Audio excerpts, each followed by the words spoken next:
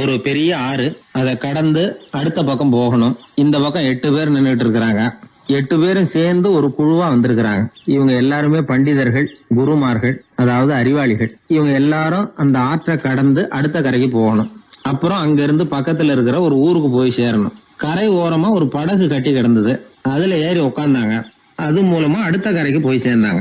அங்க போய் கரையேறின உடனே அவங்களுக்குள்ள ஒரு விவாதம். அறிவாளிகள் இல்லையா, அதனால ஒருத்தர் சொன்னார், இந்த படகு நமக்கு உதவி செஞ்சிருக்குது. அது செஞ்ச உதவி மூலமா தான் நாம 8 பேரும் இந்த ஆற்றை கடந்து இந்த பக்கம் வந்திருக்கிறோம். இது செஞ்சிருக்கிற உதவிக்கு நாம நன்றி செலுத்தணும், பதில் மரியாதை செய்யணும். அதை எப்படி செய்யறது அப்படின்னார். இன்னொருத்தர் அதுக்கு ஒரு யோசனை சொன்னார்.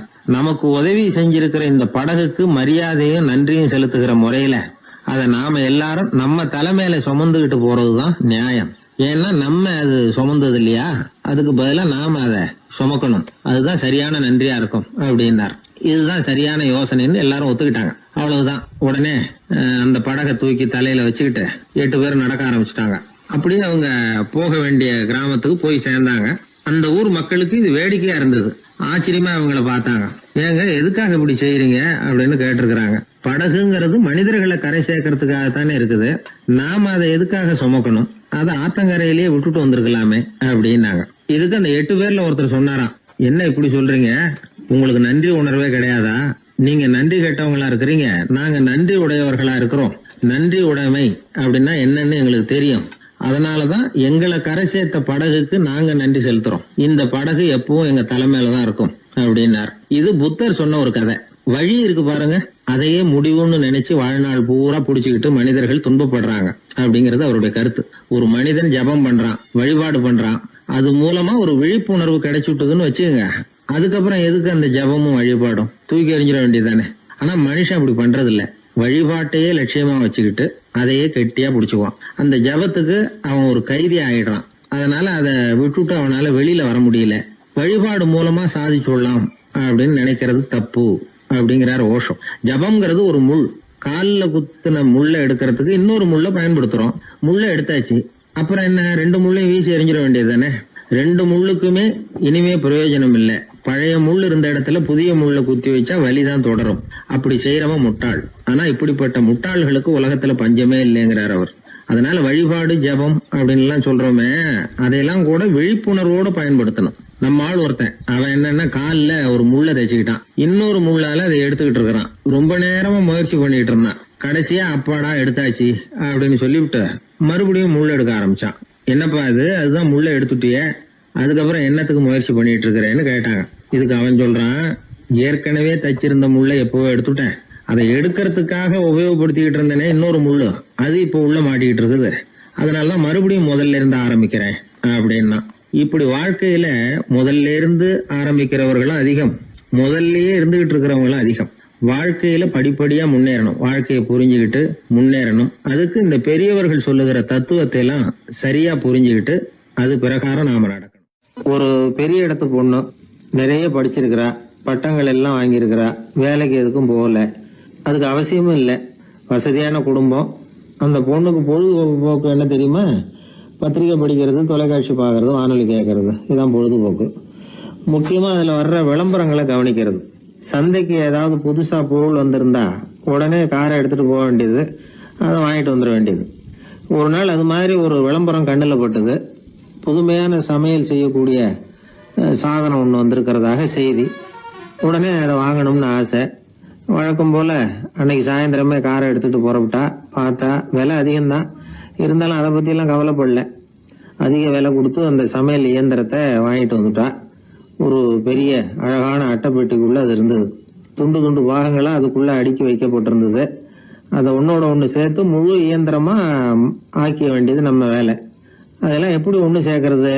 அதுக்காக ஒரு கையேடு அது உள்ளே வச்சிருக்கிறாங்க. அந்த பொண்ணு வீட்டுக்கு வந்தா அட்டைப்பூட்டியை பிரிச்சா, ஒவ்வொரு துண்டு பாகத்தை எடுத்து வெளியில வச்சா, பக்கத்துல அந்த விவர புத்தகத்தை வச்சுக்கிட்டா. அது பிரகாரம் அந்த பாகங்களை இணைச்சு பார்த்தா சரியா வரல. மறுபடியும் எல்லாத்தையும் பிரிச்சு பரப்பி வச்சுட்டு ஆரம்பத்துல இருந்து வர்றா, அப்பவும் சரியா வரல. சரி, நேரம் அந்த கடைக்கு போய் அங்கிருந்தே ஒரு ஆளை அழைச்சிட்டு வந்துருவோம் அப்படின்னு சொல்லி காரை எடுத்துட்டு அவ புறப்பட்டா. கடையில இருந்து ஒரு ஆளை கையோட அழைச்சிட்டு வந்தா. 2 பேரும் வந்து சேர்ந்தாங்க. அங்க அவங்களுக்காக ஒரு ஆச்சரியம் காத்துக்கிட்டு இருக்கு வீட்டுல. என்ன ஆச்சுன்னா, அந்த சமையல் இயந்திரம் அழகா கோக்கப்பட்டு அங்க இருக்குது. அது மட்டும் இல்ல, அதுல சமையல் வேலையும் நடந்துகிட்டு இருக்குது. யார் அதை பண்ணது? அவளுக்கு ஆச்சரியம். சமையல் வேலை செய்கிற பணிப்பெண் அங்க வந்தா. வேலை செய்யறவோ, நான் தான் அதை செஞ்சேன்னா. அந்த பொண்ணுக்கு படிக்க தெரியாது, பள்ளிக்கூடத்துக்கே போனதில்லை, சமைக்க தெரியும், அவ்வளவுதான். படிப்பறிவு இல்லாத காரணத்தினால அந்த குறிப்பு புத்தகத்தையும் அவளால படிச்சிருக்க முடியாது. எப்படி இதை பொறுத்தன அப்படின்னு ரொம்ப ஆச்சரியமா கேட்டாவோ. அந்த விவரம் தெரியாத பொண்ணு, பணி பொண்ணு சொல்றா, படிப்பறிவு இல்லாத போது மூளையை பயன்படுத்த வேண்டிய கட்டாயம் ஏற்படுது, வேற ஒண்ணும் இல்லை அப்படின்னாலாம். படிப்பு மூலமா அறிவை சேகரிச்சுக்கலாம், புத்திசாலித்தனத்தை சேகரிக்க முடியாது. தகவல் அறிவுங்கிறது ஞானம் ஆகாது அப்படின்னு சொல்லுவாங்க. அதுதான் இதுல முக்கியம். நம்மளும் ஒருத்தன் ரயில்ல பிரயாணம் பண்ணா, ராத்திரி பூரா பயணம், விடிஞ்சதும் பார்த்தா அவன் பொட்டியே காணல, யார திருடிட்டு போட்டாங்க. அதுக்காக இவன் கவலைப்படணும்ல, கவலைப்படல, சிரிச்சுக்கிட்டு இருக்கிறான். எதிரில் இருந்தவர் கேட்டார், ஏங்க பெட்டியை அவனோ எடுத்துட்டு போயிட்டானே, அதுக்காக கவலைப்படலையா நீங்க அப்படின்னாரு. நான் எதுக்காக கவலைப்படணும், அதோட சாவி என்கிட்ட தானே இருக்கு அப்படின்னு இவன். தந்தியை விட வேகமா போகக்கூடியது எது அப்படின்னு கேட்டார் ஒருத்தர். வதந்தின்னார் இன்னொருத்தர். அவர் அப்படி சொன்னதுல ஒன்னும் தப்பு இல்ல. வதந்தி வேகமா பரவறதுக்கு என்ன காரணம்? 1க்கு 2 மிகைப்படுத்தி சொல்ற மனுஷ சுபாவம் ஒரு காரணம், சொல்றத அப்படியே நம்புறது இன்னொரு காரணம். எப்பொருள் யார் யார் வாய் கேட்பினும் அப்பொருள் மெய்ப்பொருள் காண்பது அறிவு அப்படின்னாரு வள்ளுவர். யாரு எதை சொன்னாலும் அதை அப்படியே நம்ப கூடாது, அறிவு வேலை செய்யணும். அதுல எந்த அளவுக்கு உண்மை இருக்குது அப்படின்னு கண்டுபிடிக்கணும். முக்கியமான பொறுப்புல உள்ளவங்களுக்கு எல்லாம் இது ரொம்ப முக்கியமா தேவைப்படுகிற ஒரு தகுதி. ஒரு நாட்டுல ஒரு சாதாரண ஆள் ஒருத்தன் இருந்தான். அவங்கிட்ட ஒரு கழுதை இருந்தது, ரொம்ப பிரியமா வளர்த்தான். அவனுக்கு அது ரொம்ப நெருக்கமான நண்பன். வேற மனுஷங்க யாரும் கிடைக்கல போல இருக்குது. அந்த கழுதைக்கு கந்தர்வசேனன் அப்படின்னு பேர் வச்சான். அந்த பேரை சொல்லிதான் அவன் அதை கூப்பிடுறது வழக்கம். அவ்வளவு பிரியமா வளர்த்த அந்த கழுதை ஒரு நாள் திடீர்னு செத்து போச்சு. எப்படி இருக்கும் அவனுக்கு? ரொம்ப சங்கடப்பட்டான், சாப்பிட கூட பிடிக்கல. அவனுக்கு முகத்தை முன்னு வச்சுக்கிட்டு அவன் பாட்டு உட்காந்துருக்கிறான். இந்த நேரம் பார்த்து அவனுக்கு வேண்டியப்பட்ட ஒருத்தன் அந்த பக்கமா வந்தான். அவனை பார்த்தான். ஏன்டா அப்படி உட்காந்துருக்கிற அப்படின்னு கேட்டான். கந்தர்வசேன செத்து விட்டதா சொல்லி குலுங்கி அழ ஆரம்பிச்சுட்டான் இவன். கந்தர்வசேனன் யாருன்னு கேட்டான் இவன். இப்படி கேட்ட உடனே அவன் இன்னமும் சத்தம் போட்டு ஒவ்வொன்னு கத்த ஆரம்பிச்சுட்டான். துக்கம் அதிகமாயிட்டுது. அவன் அழற வேகத்தை பார்த்ததும், சரி கந்தர்வசேனன்கிறது முக்கியமான ஒரு பெரிய மனுஷன் போல இருக்கு அப்படின்னு இவன் முடிவு பண்ணிட்டான். நம்ம ஃப்ரெண்டோட துக்கத்தை நாமளும் பகிர்ந்துக்கணும்னு நினைச்சான். உடனே தலையை மொட்டை அடிச்சுக்கிட்டான், மீசை எடுத்துட்டான், கருப்பு உடை போட்டுக்கிட்டான். கந்தர்வசேனன் இறந்த செய்தி இப்படி காத்து வாக்குல பரவ ஆரம்பிச்சது ஊர் பூரா. ஊர்ல உள்ளவங்க எல்லாம் இந்த செய்தியை கேட்டதும் அவங்களும் தலையை மொட்டை அடிச்சுக்கிட்டு கருப்பு துணி போட்டுக்க ஆரம்பிச்சுட்டாங்க. ஒரே நாள்ல நகரம் பூராவும் துக்கத்துல ஆழ்ந்து போச்சு. எங்க பார்த்தாலும் மொட்டை தலை, கருப்பு துணி. அந்த நாட்டு அமைச்சர் இதை பார்த்தார். ஜனங்கள்லாம் வருத்தமா இருக்கிறாங்களே அப்படின்னு நினைச்சு சில பேரை கூப்பிட்டு விசாரிச்சார், என்ன விஷயம் அப்படின்னு. கந்தர்வசேனன் செத்துட்டார், அதனாலதான் இப்படி துக்கம் அனுஷ்டிக்கிறோம் அப்படின்னாங்க. அவராவது கொஞ்சம் யோசனை பண்ணி பார்த்திருக்கலாம்ல. கந்தர்வசேனன்னு சொல்றீங்களே, யார் அது அப்படின்னு விசாரிக்கலாம்ல. விசாரிக்கல. மக்கள் துயரத்துல நாமளும் பங்கு எடுத்துக்கணும் அப்படின்னு தான் அவர் நினைச்சார். அவரும் உடனே மொட்டை அடிச்சுக்கிட்டு கருப்பு சட்டை போட்டு ஆரம்பிச்சுட்டார். அமைச்சர் இப்படி இருக்காருங்கிற செய்தி அரசருக்கு எட்டுச்சு. அவரு என்ன பண்ணாரு, அவரும் மொட்டை போட்டுக்கிட்டு தூக்கம் அனுஷ்டிக்க ஆரம்பிச்சுட்டார். அன்னைக்கு ராத்திரி ராஜா மொட்டை தலையோட அந்த புறத்துக்கு வர்றார், முகத்தை முன்னு வச்சுக்கிட்டு. ராணி பார்த்தாங்க. என்னங்க இது, என்ன விஷயம், உங்க துக்கத்துக்கு என்ன காரணம்னு கேட்டாங்க. ராஜா ரொம்ப கவலையோட, கந்தர்வசேனன் செத்துட்டாராம், ஜனங்கள்லாம் வருத்தத்துல இருக்கிறாங்க, அதனால நானும் அவங்களோட துக்கத்துல பங்கெடுத்துக்கிறேன், ஒரு ராஜாவோட கடமை இல்லையா அது அப்படின்னார். அது சரி, கந்தர்வசேனன் யாரு, உங்க அப்பாவா அண்ணனா, எதுக்காக தலையை மொட்டை அடிச்சிங்க அப்படின்னு கேட்டாங்க ராணி. அதுக்கப்புறம் தான் ராஜா யோசிக்க ஆரம்பிச்சார். ஆமா, அதுவும் சரிதானே, நாம என்னத்துக்கு அவசரப்பட்டு இப்படி பண்ணோம் அப்படின்னு சொல்லி நினைச்சுக்கிட்டு அதுக்கப்புறம் அமைச்சரை கூப்பிட்டார். அப்புறம் விவரம் கேட்டார், யாருங்க இது கந்தர்வசேனங்கிறது யாருன்னு கேட்டார். அவரும் அதுக்கப்புறம் தான் யோசிக்க ஆரம்பிச்சார்.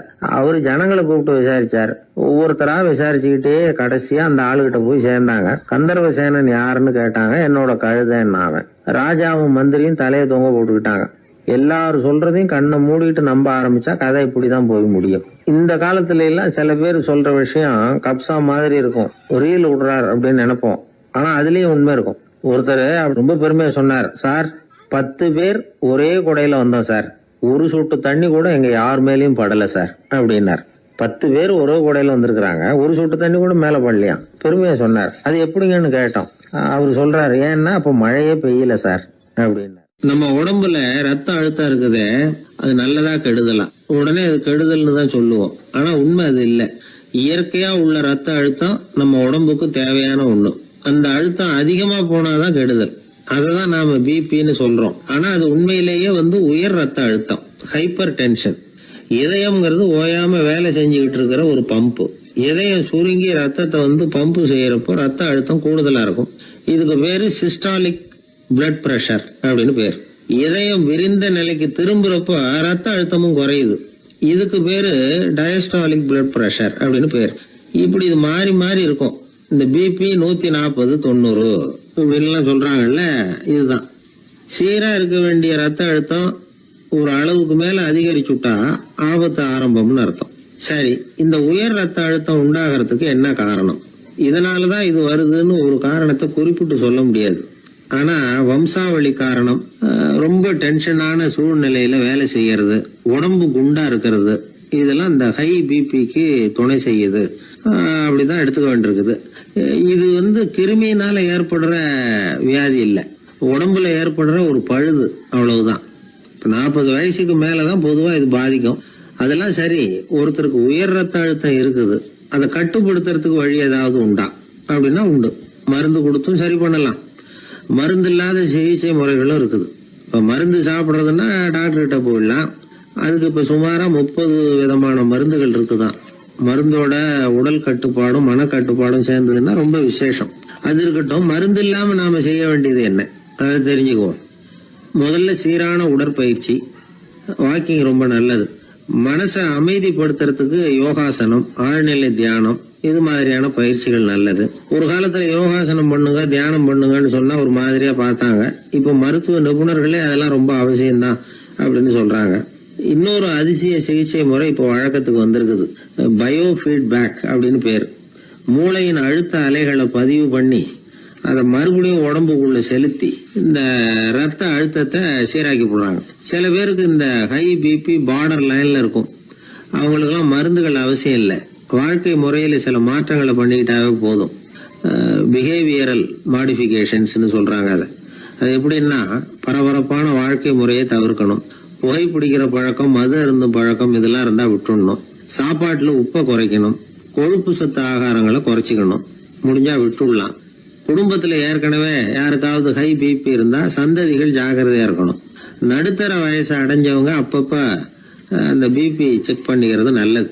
டாக்டர் சொல்றத நம்மள பல பேர் சரியாவே கேட்கறது இல்லை. அதனாலதான் இடைஞ்சல். ஒரு ஆளு பிபின்னு சொல்லி டாக்டர் கிட்ட போனான். உடம்பு குண்டா இருக்கு, அதை குறைக்கணும், முதல்ல தினமும் உடற்பயிற்சி பண்ணு அப்படின்னார். சரின்னு சொல்லிவிட்டு வந்தான், செஞ்சான். கொஞ்ச நாள் கழிச்சு மறுபடியும் டாக்டர் கிட்ட போனான். என்னப்பா எக்ஸசைஸ் பண்ணியா அப்படின்னு கேட்டார். தினமும் பண்ணேன் டாக்டர்னா. என்ன பண்ணேன்னு கேட்டார். முன்னெல்லாம் சிகரெட்டை கடையில வாங்குவேன், இப்ப நான் அப்படி வாங்குறத விட்டுட்டேன். தினமும் நானே என் கையாலேயே உருட்டி தயார் பண்றேன் டாக்டர். இது ஒரு எக்ஸசைஸ் தானே அப்படின்னா. ஒரு தடவை கலைவாணர் NS கிருஷ்ணன் பேராசிரியர் கல்கியை சந்திச்சு பேசிக்கிட்டு இருந்தாராம். கலைவாணர் கல்கியை பார்த்து, எனக்கு கதை எழுத ஆசையா இருக்கு, எப்படி எழுதுறதுன்னு கேட்டாராம். கதை எழுதுறதுக்கு 4 மை வேணும்னாராம் கல்கி. அப்படியா, அப்படின்னா என்னென்ன கலர் மை அப்படின்னு கேட்டிருக்காரு கலைவாணர் சிரிச்சுக்கிட்டே. நான் சொன்னது கலர் மை இல்ல, அது வேற மை. அதாவது கதை எழுதுறதுக்கு தேவைப்படுகிற 4 மை எதுன்னா, 1 திறமை, 2 பேணாமை, 3வது தனிமை, 4வது பொறுமை அப்படின்னாராம். உடனே கலைவாணர், உங்க யோசனை அருமை அப்படின்னாராம். அதுதான் கலைவாணர். பொதுவா எழுத்தாளர்கள் எழுதுற மாதிரி நடந்துக்கிறது இல்ல. ஆனா கலைவாணர் என்ன சொல்லுவாரோ அதே மாதிரி நடந்துக்குவார். எல்லாருக்கும் எல்லாம் கிடைக்கணுங்கிற கருத்தை சினிமா படங்கள்ல வலியுறுத்துவார். அதே மாதிரி நடைமுறை வாழ்க்கையிலேயும் எல்லாருக்கும் எல்லாமும் கொடுப்பார். பணம், பதவி, புகழ் இப்படி எதுவுமே இல்லாத ஒரு சாதாரண மனுஷனா இருந்தா கூட இவர் மனுஷனுக்கு கொடுக்கற மரியாதையில கொஞ்சமும் குறைச்சல் இருக்காது. இந்த குணம் சாதாரணமா எல்லாருக்கும் இருக்கிறது இல்ல. அவரு சினிமா தியேட்டருக்கு போய் சினிமா பாக்குறது வழக்கம். அவரு வந்திருக்கிறாருங்கிறது தெரிஞ்சா போதும், வெளியில பிச்சைக்காரங்க கூடிடுவாங்க. இது அவருக்கு தெரியும்.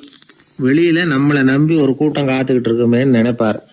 உடனே ஒரு 100 ரூபா நோட்டை கொடுத்து சில்லறையா மாத்திட்டு வர சொல்லுவார். படம் முடிஞ்சு வெளியில வர்றப்போ சில்லறையோட வருவார். எல்லாருக்கிட்டையும் கொடுத்துருவார். ஏன்னா எல்லாரும் தேடிட்டு வருவாங்க அவரை. என்ன எல்லாரும் சௌக்கியமா இருக்கிறீங்களா அப்படின்னு பிரியமா விசாரிப்பார். ஏதோ ரொம்ப நெருங்கின சொந்தக்காரங்களை விசாரிக்கிறது மாதிரி விசாரிப்பாரு. தன்கிட்ட இருக்கிற சில்லறையை எல்லாருக்கும் சமமா பிரிச்சு கொடுத்துட்டு தான் அங்கிருந்து புறப்படுவார். ஒரு நாள் அது மாதிரி புறப்படுற சமயத்துல ஒரு சின்ன பையனுக்கு சில்லறை எதுவும் கிடைக்கல கொடுக்கறதுக்கு. இது கலைவாணருக்கு தெரியாது. கார்ல ஏறி புறப்பட்டு போயிட்டார். அந்த பையன் காரை புடிச்சுக்கிட்டு பின்னாடியே ஓடியாந்துருக்கிறான். ஐயா, நீங்களே இல்லைன்னு சொன்னா நான் என்ன பண்றது? இன்னைக்கு பட்னி தான், அம்மாவுக்கு வேற உடம்பு சரியில்லை அப்படின்னு கத்திட்டே ஓடியாந்தானா. கலைவாணர் கவனிச்சுட்டார். உடனே காரை நிறுத்த சொன்னார். இறங்கினார். அந்த சின்ன பையனை கட்டி பிடிச்சிக்கிட்டு என்ன மன்னிச்சுக்கப்பா, நான் கவனிக்காம வந்துட்டேன் அப்படின்னு சொல்லி அழ ஆரம்பிச்சுட்டாராம். இன்னொரு தடவை இதே மாதிரி ஒரு தியேட்டர்ல இருந்து வெளியில வந்திருக்கிறார். ஒரு ஆள் அவர்கிட்ட வந்து நின்றுருக்கார். அவர் கொடுக்கறதுக்கு இவர்கிட்ட பணம் இல்ல. பணம் இல்லையாப்பா அப்படின்னாராம். உங்ககிட்டயே இல்லையா அப்படின்னாராம் அவரு. கலைவாணருக்கு மனசு ரொம்ப சங்கடமா போச்சு. உடனே புறப்பட்டு வீட்டுக்கு போனார். அங்க இங்க தேடி பார்த்து அங்க இருந்த கொஞ்சம் நெஞ்ச சில்லறை எடுத்தார். காரு டிரைவரை கூப்பிட்டார். தியேட்டர் வாசல்ல நின்றுகிட்டு இருந்த ஆசாமியோட அங்க அடையாளங்களை சொன்னார். காரை எடுத்துட்டு போய் அந்த ஆளை கண்டுபிடிச்சு இந்த காசை கொடுத்துட்டு வா அப்படின்னு அனுப்பி வச்சாராம். பிச்சை போடுறதுக்காக காரை அனுப்புனதாக வேற யார பத்தியாவது நீங்க கேள்விப்பட்டிருக்கிறீங்களா? அவர் ஒரு வித்தியாசமான மனிதர், வித்தியாசமான கலைஞர்.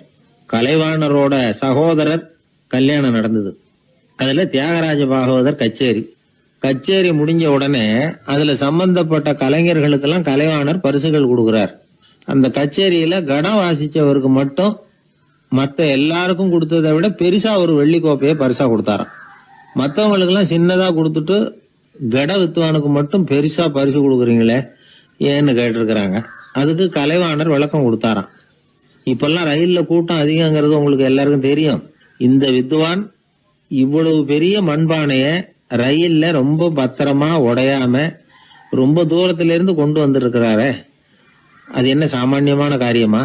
அவரோட அந்த சாமர்த்தியத்தை பாராட்டுறதுக்காக தான் அவருக்கு இவ்வளவு பெரிய பரிசு அப்படின்னா. ஒரு மனிதன் கோபப்படும் பொழுது அவனை நல்லா கவனிச்சு பாருங்க. ஏதாவது ஒரு மிருகத்தின் சாயல் அவன் முகத்துல தெரியும். முகம் அழகா இருக்கிறது எப்போ? அவன் புன்னகையோட இருக்கிறப்பதான். கோபமா இருக்கிறப்ப முகம் அழகா இருக்காது.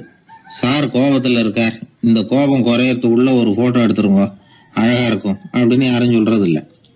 போட்டோ எடுக்கிறவர் கூட எடுக்கிறதுக்கு முன்னாடி முகத்தை கொஞ்சம் சிரிச்ச மாதிரி வச்சுங்க சார் அப்படின்னு தான் சொல்லுவார். முகத்தை கொஞ்சம் கடுகடுப்பா வச்சுங்க சார், அப்பதான் நல்லா அமையும் அப்படின்னு நான் சொல்லுவார். ஒரு உண்மை என்ன தெரியுமா?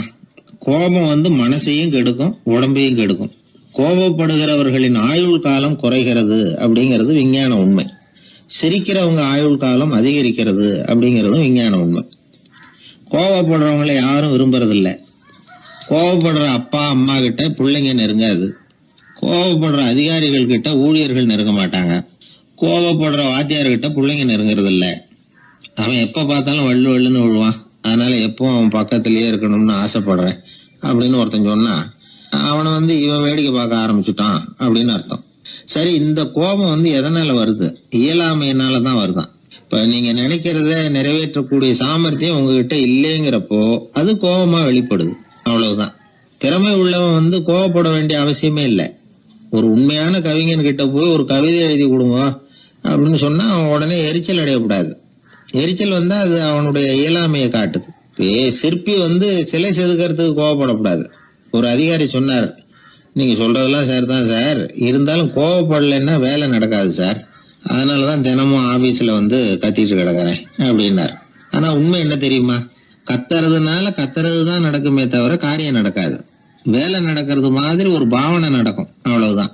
தவறு செய்கிறவர்களுக்கு தண்டனை கத்துறது மட்டும் இல்ல, திட்டு வாங்குற யாரும் தான் செஞ்சது தவறுதான் அப்படின்னு ஒத்துக்கிறது இல்ல. அத அவங்க உணர்றதும் இல்ல. அப்படி இருக்கிறப்போ திட்டுறதுனால என்ன பிரயோஜனம்? திட்டுறது நோக்கம் என்ன?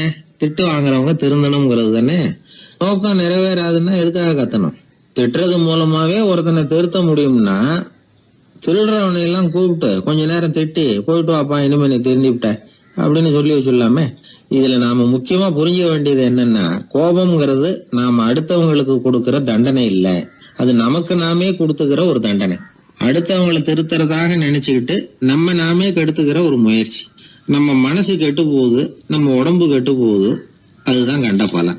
நம்ம ஆள் ஒருத்தன் சொன்னான், நான் கோபம் வந்துட்டுதுன்னா அதை மனிதர்கள் மேல காட்ட மாட்டேன் சார், அவங்கள திருத்த முடியாதுன்னு எனக்கு தெரியும் அப்படின்னா. வேற என்ன பண்ணுவேன் அப்படின்னு கேட்டேன். பாத்திரங்கள் பேர்ல காட்டுவேன், வீட்டுல இருக்கிற பாத்திரங்களை எல்லாம் எடுத்து வெளியில வீசி எறிவேன் அப்படின்னா. அதனால கோபம் குறைஞ்சுதா அப்படின்னு கேட்டாங்க.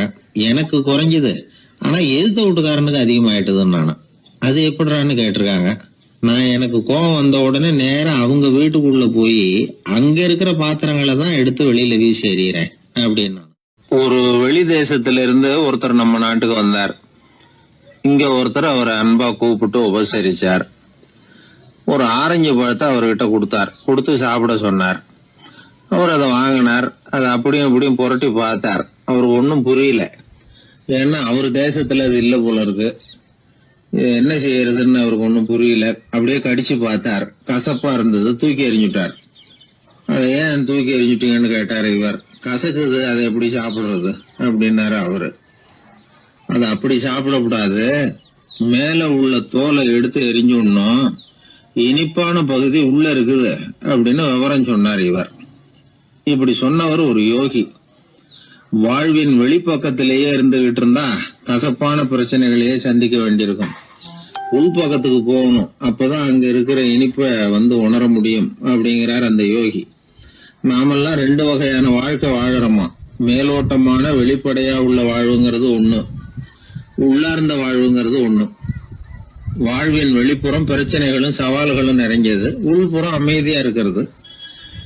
இந்த உள்பக்கத்துலதான் மகிழ்ச்சியான வாழ்வுக்கு தேவையான புதையல் இருக்குதான். யாரு கண்டா அந்த புதையலை?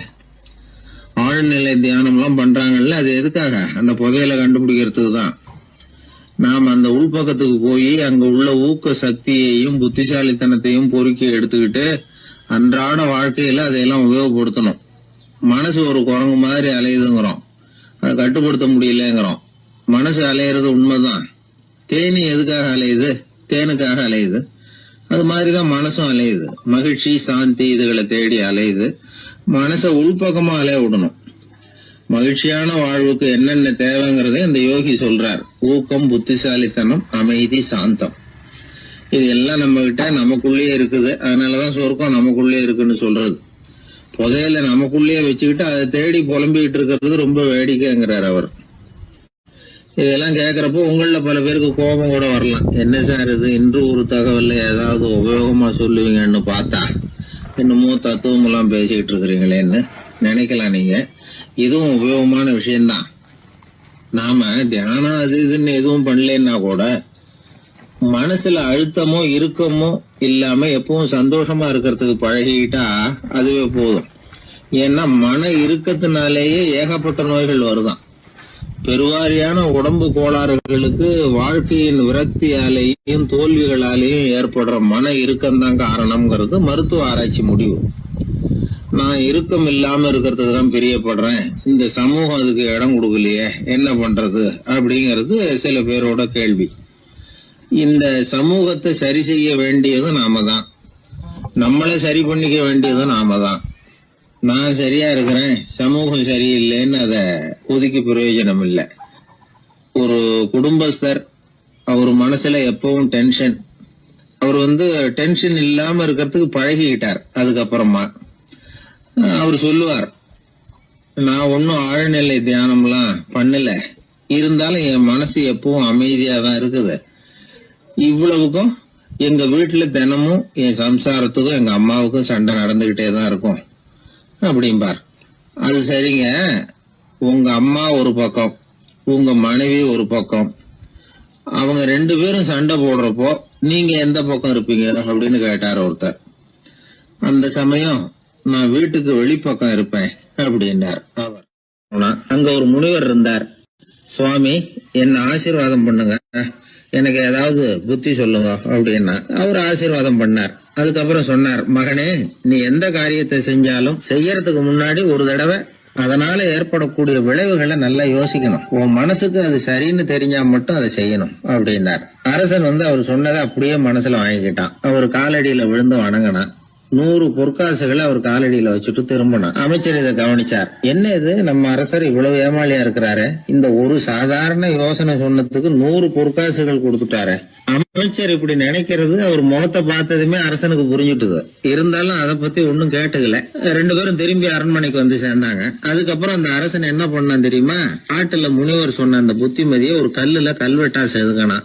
தன்னுடைய அறையில எல்லாரும் கண்ணிலையும் படும்படியாக அப்படி ஒரு இடத்துல பதிச்சு எல்லாரும் பாக்குறது மாதிரி பண்ணிவிட்டான். இப்போ அந்த அமைச்சருக்கு ஆச்சரியம், என்ன இது, நம்ம மன்னருடைய அறியாமையை புரிஞ்சுக்கவே முடியலையே, இத போய் கல்லுல செதுக்கி வைக்கணுமா, பேர்பட்ட அறிவுரையா இது அப்படின்னு நினைச்சார். கொஞ்ச நாள் ஆச்சு. ஒரு நாள் அந்த மன்னருக்கு கடுமையான வயிற்று வலி. உடனே அரண்மனை வைத்தியரை கூப்பிட்டார். அவர் வந்து சேர்ந்தார். மன்னரை சோதிச்சு பார்த்தார். கொஞ்ச நேரம் இப்படியே படுத்துருங்க, நான் எங்க வீட்டுக்கு போய் இதுக்கு பொருத்தமா ஒரு மருந்து தயார் பண்ணிட்டு வரேன் அப்படின்னு சொல்லிட்டு ஓடினார். மருந்தோட திரும்பி அவர் வந்த சமயத்துல மன்னர் ஒரு கட்டில்ல கண்மூடி படுத்திருக்கிறார். பக்கத்துல யாரும் இல்ல. வைத்தியர் வந்தார். ஒரு சின்ன கோப்பையில கொஞ்சம் மருந்தை ஊத்தினார். அப்படியே அங்க சுத்தி முத்தி பார்த்தார். ஏதோ ஒரு பொடியை வந்து அதுல கலந்தார். கலந்து எடுத்துக்கிட்டு மன்னரை நெருங்கினார். கொஞ்சம் யோசனை பண்ணார். அப்புறம் திரும்பி போனாரு. கையில இருந்த மருந்து அப்படியே கீழே கொட்டிவிட்டு வந்தார். அந்த கோப்பையை நல்லா கழுவி சுத்தம் பண்ணிவிட்டு மறுபடியும் கொஞ்சம் மருந்தை ஊத்திட்டு வந்தார். அதுக்கப்புறம் மன்னா அப்படின்னு சொல்லி மெதுவா கூப்பிட்டாரு. இவர் எழுந்திருச்சார். அப்புறம் இவரு சொன்னார், மன்னர் வைத்தியரே, நான் வந்து கண்ணை மூடிக்கிட்டு இருந்தாலும் அப்பப்ப கவனிச்சுக்கிட்டு தான் இருந்தேன். முதல்ல எதையோ கலந்தீங்க, அப்புறம் அதை கொட்டிவிட்டு வேற என்ன விஷயம், உண்மையை சொல்லுங்க அப்படின்னு மிரட்டினார். வைத்தியர் மிரண்டு போயிட்டார். அப்படின்னு மன்னருடைய காலில் விழுந்தார். அதுக்கப்புறம் உண்மையை சொன்னார். மகாராஜா, உங்களுடைய படை தளபதி உங்களை கொல்றதுக்காக சதி பண்ணார். விஷம் கலந்து கொடுக்கும்படியாக சொன்னார். வெகுமதி நிறைய தர்றேன்னார். நானும் சரின்னு சொல்லிவிட்டு இங்க வந்தேன். அவர் கொடுத்த விஷப்பொடிய மருந்துல கலந்தேன். எடுத்துக்கிட்டு உங்ககிட்ட வந்தப்போ எதிரில நீங்க வச்சிருக்கிற அந்த கல்வெட்டு வாசகம் கண்ணுல போட்டது. எந்த காரியத்தை செஞ்சாலும் அதோட விளைவுகளை பத்தி யோசிக்க சொல்லிச்சு அந்த வாசகம். யோசனை பண்ணுனேன். என் உயிருக்கே ஆபத்துங்கிறத புரிஞ்சுக்கிட்டேன். உடனே திரும்பி போய் அதை கொட்டி கழுவி விட்டு வேற நல்ல மருந்தா ஊத்திக்கிட்டு வர்றேன் அப்படின்னார். இப்ப அந்த மன்னர் அமைச்சரை கூப்பிட்டார். பாத்தீங்களா, இந்த புத்திமதிய அன்னைக்கு நீங்க அலட்சியமா நினைச்சீங்க, இன்னைக்கு அதுதான் என் உயிரை காப்பாத்தி இருக்குது அப்படின்னார். அமைச்சர் தலையை குனிஞ்சுக்கிட்டாராம். அதனால பெரியவர்கள் நமக்கு சொல்ற புத்திமதி சாதாரணமா தான் தெரியும். அதுக்காக நாம வந்து அதை அலட்சியம் பண்ணிடக்கூடாது. இந்த காலத்துல ஒருத்தன் ஒரு சாமியார் கிட்ட போனா ஒரு 1000 ரூபாய அவர் காலடியில வச்சுட்டு திரும்பி வந்தான். எதுக்கு அதுன்னு கேட்டேன். இன்னைக்கு நான் இந்த அளவுக்கு நல்லபடியா இருக்கிறதுக்கு அவர் தான் காரணம். ஏற்கனவே ஒரு தடவை இவர்கிட்ட வந்து புத்தி சொல்லுங்கன்னு கேட்டேன், மாட்டேன்னு விட்டார். அன்னைக்கு அவர் ஏதாவது எனக்கு புத்தி சொல்லி நான் அது பிரகாரம் நடந்திருந்தேன்னா இன்னைக்கு நான் வீணா போயிருப்பேன். அதுக்காக ஒரு நன்றியை தெரிவிக்கிறதுக்காக தான் இன்னைக்கு வந்தேன், இந்த காணிக்கையை செலுத்துறேன் அப்படின்னு சொல்லிவிட்டு அவன் பாட்டு தெருவில் இறங்கி நடந்து போனான். உழைப்பும் நேர்மையும் உயர்வதற்கு வழிகள். அதை விட்டுட்டு உட்கார்ந்த இடத்துல இருந்துகிட்டே உயர போகணும் அப்படின்னு ஆசைப்படக்கூடாது. பல பேர் அப்படிதான் கற்பனை பண்றாங்க. அந்த கற்பனையிலேயே பாதி வாழ்க்கை ஓடி போடுது. உழைப்புங்கிற வழியையும் நேர்மைங்கிற வழியையும் ஒதுக்கிவிட்டு குறுக்கு வழியில ஓட நினைக்கிறவங்க குப்புற விழுந்துடுறாங்க. எந்த தொழிலை நாம செய்தாலும் சரி, அந்த தொழிலுக்குரிய பெருமையை நாம புரிஞ்சுக்கிட்டு அதுல ஈடுபடணும். அப்படி இல்லாம என்ன சார் பொழப்புது, இந்த தொழிலை மனுஷன் செய்வானா அப்படி புலம்பிக்கிட்டு இந்த தொழிலையே செஞ்சுக்கிட்டு இருக்கிறவங்க நம்மள பல பேர் உண்டு. செய்யும் தொழிலே தெய்வம் அப்படின்னு சொல்றாங்கல்ல, அப்படி சொல்றது எதுக்காக? அந்த அளவுக்கு அதுல ஒரு ஈடுபாடு வேணுங்கிறதுக்காகத்தான். ஒரு பெரிய மலைப்பகுதி, அந்த மலை அடிவாரத்துல ஒரு சிற்பி உட்காந்து ஒரு சிலையை வடிச்சுக்கிட்டு இருக்கிறான். கையில ஒரு சின்ன உளிய வச்சுக்கிட்டு ஒரு பெரிய கருங்கல் பாறையை கொஞ்சம் கொஞ்சமா உடைச்சுக்கிட்டு இருக்கான். ஒரு சிற்பத்தை வடிக்கிறதுங்கிறது அவ்வளவு உன்னதமான ஒரு தொழிலா? எல்லாராலையும் முடியுமா அது? அப்படி இருந்தும் அந்த சிற்பிக்கு மன நிறைவில்லை. அவன் நினைக்கிறான், இந்த கடுமையான வெயில்ல உட்கார்ந்து வேலை செய்யறது எவ்வளவு கஷ்டம். நாம ஒரு சிற்பியா இருக்கிறதுனால தானே சூரியன் கடுமையான வெப்ப கதிர்களை நம்ம மேல வீசுறான். நாமளே அந்த சூரியனா இருந்துட்டா இந்த கஷ்டம் இருக்காதே. நம்மளை கஷ்டப்படுத்துறவன் நம்மளை விட வலிமை உள்ளவன். அதனால நாம அவனா மாறி விடுறதுதான் நல்லது அப்படின்னு அந்த சிற்பி யோசனை பண்ணான். அவன் எண்ணம் உடனே நிறைவேறிட்டுது. இயற்கைங்கிற மாபெரும் சக்தி அவனை ஒரு சூரியனா மாத்தி விட்டுது. சிற்பி இப்போ ஒரு சூரியனா மாறினான். இனிமே இந்த உலகத்துல நம்மளை விட வலிமை உள்ளவன் வேற யாரும் கிடையாது அப்படின்னு நினைக்க ஆரம்பிச்சுட்டான். அவனுக்கு மகிழ்ச்சியா இருந்தது. அந்த மகிழ்ச்சி அதிக நேரம் நீடிக்கல. ஏன்னா கொஞ்ச நேரத்துல ஆகாயத்துல கரிய மழை மேகங்கள் அப்படியே சூழ்ந்து வந்தது. சூழ்ந்து வந்த மேகங்கள் சூரியனை மறைக்க ஆரம்பிச்சது. இப்போ சூரியனா இருந்த அந்த சிற்பி நினைச்சு பாக்குறான், என்ன இது, என்னையே இந்த மேகம் மூடி மறைக்குதுன்னா அது என்னை விட பெரிய ஆளாதான் இருக்கணும். அதனால இனிமே நாம சூரியனா இருக்கக்கூடாது, நாம மேகமா தான் இருக்கணும், அதுதான் கௌரவம் அப்படின்னு நினைக்க ஆரம்பிச்சிட்டான். இப்பவும் பாருங்க, இயற்கை அவனுடைய ஆசையை நிறைவேற்றி வச்சது. சூரியனா இருந்த சிற்பி மேகமா மாறினான். வான வீதியில அப்படி உல்லாசமா வர ஆரம்பிச்சான். அந்த உல்லாசமும் அதிக நேரம் நீடிக்கல. எதிரில பார்த்தா பிரம்மாண்டமான மலைகள் வழியை அடைச்சிட்டு நிக்குது. வேகமா வந்த மேகம் மலையில மோதிக்கிட்டுது. அந்த மலையை தாண்டி அப்பால செல்ல முடியல. இப்போ அந்த மேகம் நினைக்குது, நாம எந்த தடையும் இல்லாம அந்தரத்துல மிதந்து வர்றோம். நம்மையே போக விடாம தடுக்குதுன்னா அந்த மலைக்கு எப்பேற்பட்ட வலிமை இருக்கணும். இனிமேல நாம மேகமா இருந்து பிரயோஜனம் இல்ல, இருந்தா மலையா இருக்கணும், அதுதான் பெருமை அப்படின்னு நினைக்க ஆரம்பிச்சான். இப்பவும் பாருங்க, இயற்கை அவனுடைய ஆசையை நிறைவேற்றி வச்சது. மேகமா இருந்த சிற்பி மலையா மாறினான். பெரிய மலை பூமிக்கும் வானத்துக்குமா நின்றுகிட்டு இருக்கு. இனிமே நமக்கு எந்த கவலையும் இல்லை அப்படின்னு நினைச்சது அந்த மலை. இப்படி நினைச்சுக்கிட்டு இருந்த வேளையில அந்த மலையோட காலடியில அடிவாரத்துல ஏதோ சத்தம் கேட்டது. என்ன சத்தம் இது அப்படின்னு சொல்லி அந்த மலை மெதுவா குனிஞ்சு பார்த்துதான். பார்த்தா அங்க ஒரு மனுஷன் தன்னுடைய கையில உளிய வச்சுக்கிட்டு மலையை கொத்திக்கிட்டு இருக்கிறான். ஏதோ ஒரு சிற்பத்தை வடிக்கிறதுக்காக அவன் முயற்சி பண்ணிட்டு இருக்கிறான். இப்போ அந்த மலை நினைச்சுதான், மலையையே ஒருத்தன் உடைக்கிறான்னா அவன் எப்பேற்பட்ட வலிமை உள்ளவனா இருக்கணும். இனிமேலும் மலையா இருந்து பிரயோஜனம் இல்ல, மனுஷனா மாறணும், அதுதான் சரி அப்படின்னு நினைச்சுதான். அந்த வினாடியே அந்த மலை ஒரு மனுஷனா மாறிச்சு. அவன் கையில ஒரு உளி, பழையபடியே ஒரு கருங்கல் பாறையை கொத்த ஆரம்பிச்சான். அந்த ஆள் பழைய நிலைமைக்கு வந்துட்டான். இந்த கதையிலிருந்து நாம தெரிஞ்சுக்க வேண்டியது என்னன்னா, தன்னுடைய உண்மையான பலம் என்னங்கிறது தெரியாமலே தாவி தாவி தடுமாறிக்கிட்டு இருக்கிறான் மனுஷன் அப்படிங்கிறது தான். இனிமேலாவது அதை புரிஞ்சுக்கணும். நாம அதுவா மாறணும்னு நினைக்கிறது தப்பு, நாம இருக்கணும் அப்படின்னு நினைக்கிறது தான் உண்மை, அதுதான் சரி. அந்த சிற்பி என்னன்னோ கற்பனை பண்ணி கடைசியில மறுபடியும் சிற்பியாகவே சேர்ந்தான் பாருங்க. அதனால நம்முடைய உண்மையான பலம் என்ன அப்படிங்கறத தெரிஞ்சுக்கிட்டு நடந்துகிட்டோம்னா வாழ்க்கையில எப்பொழுதும் வெற்றி நிச்சயம். பண்றதுன்னு எனக்கு புரியல அப்படின்னு கவலைப்பட்டார் ஒரு அப்பா. என்ன பண்றது, அப்பாவோட குணம் கொஞ்சமாவது பிள்ளைக்கும் இருக்கதானே செய்யும்னா, அட போங்க சார், அவனை அடக்கிறதுக்கு ஏதாவது வழி சொல்லுவீங்கன்னு பார்த்தா நீங்க என்னோட சரித்திரத்தை புரட்ட ஆரம்பிச்சுட்டீங்களே. அப்புறம் கேட்டேன் அவரை, சரி பையன் அடம் பண்ணா அவனை நீங்க எப்படி அடக்குறீங்க அதை சொல்லுங்க முதல்ல, அதுக்கப்புறம் என் யோசனையை சொல்றேன் அப்படின்னு. அவரு சொன்னார், வேற என்ன பண்ணுவேன், மிரட்டுவேன், அடிப்பேன், அவ்வளவுதான் எனக்கு தெரியும்னார். அடிச்சா அடங்கிடுவானா பையன் அப்படின்னு கேட்டேன். அது எப்படிங்க அடங்குவான், இன்னமும் தீவிரமா அடம் பண்ண ஆரம்பிச்சிருவான், கத்தி ரகலை பண்ணிவிடுவான் அப்படின்னாரு. குழந்தை அடம் பண்றானேங்கிற கவலை பல குடும்பங்கள்ல உள்ள ஒரு பிரச்சனை தான். இதுக்கு இப்ப மருத்துவர்கள் ஒரு சுலபமான வழியை சொல்றாங்க.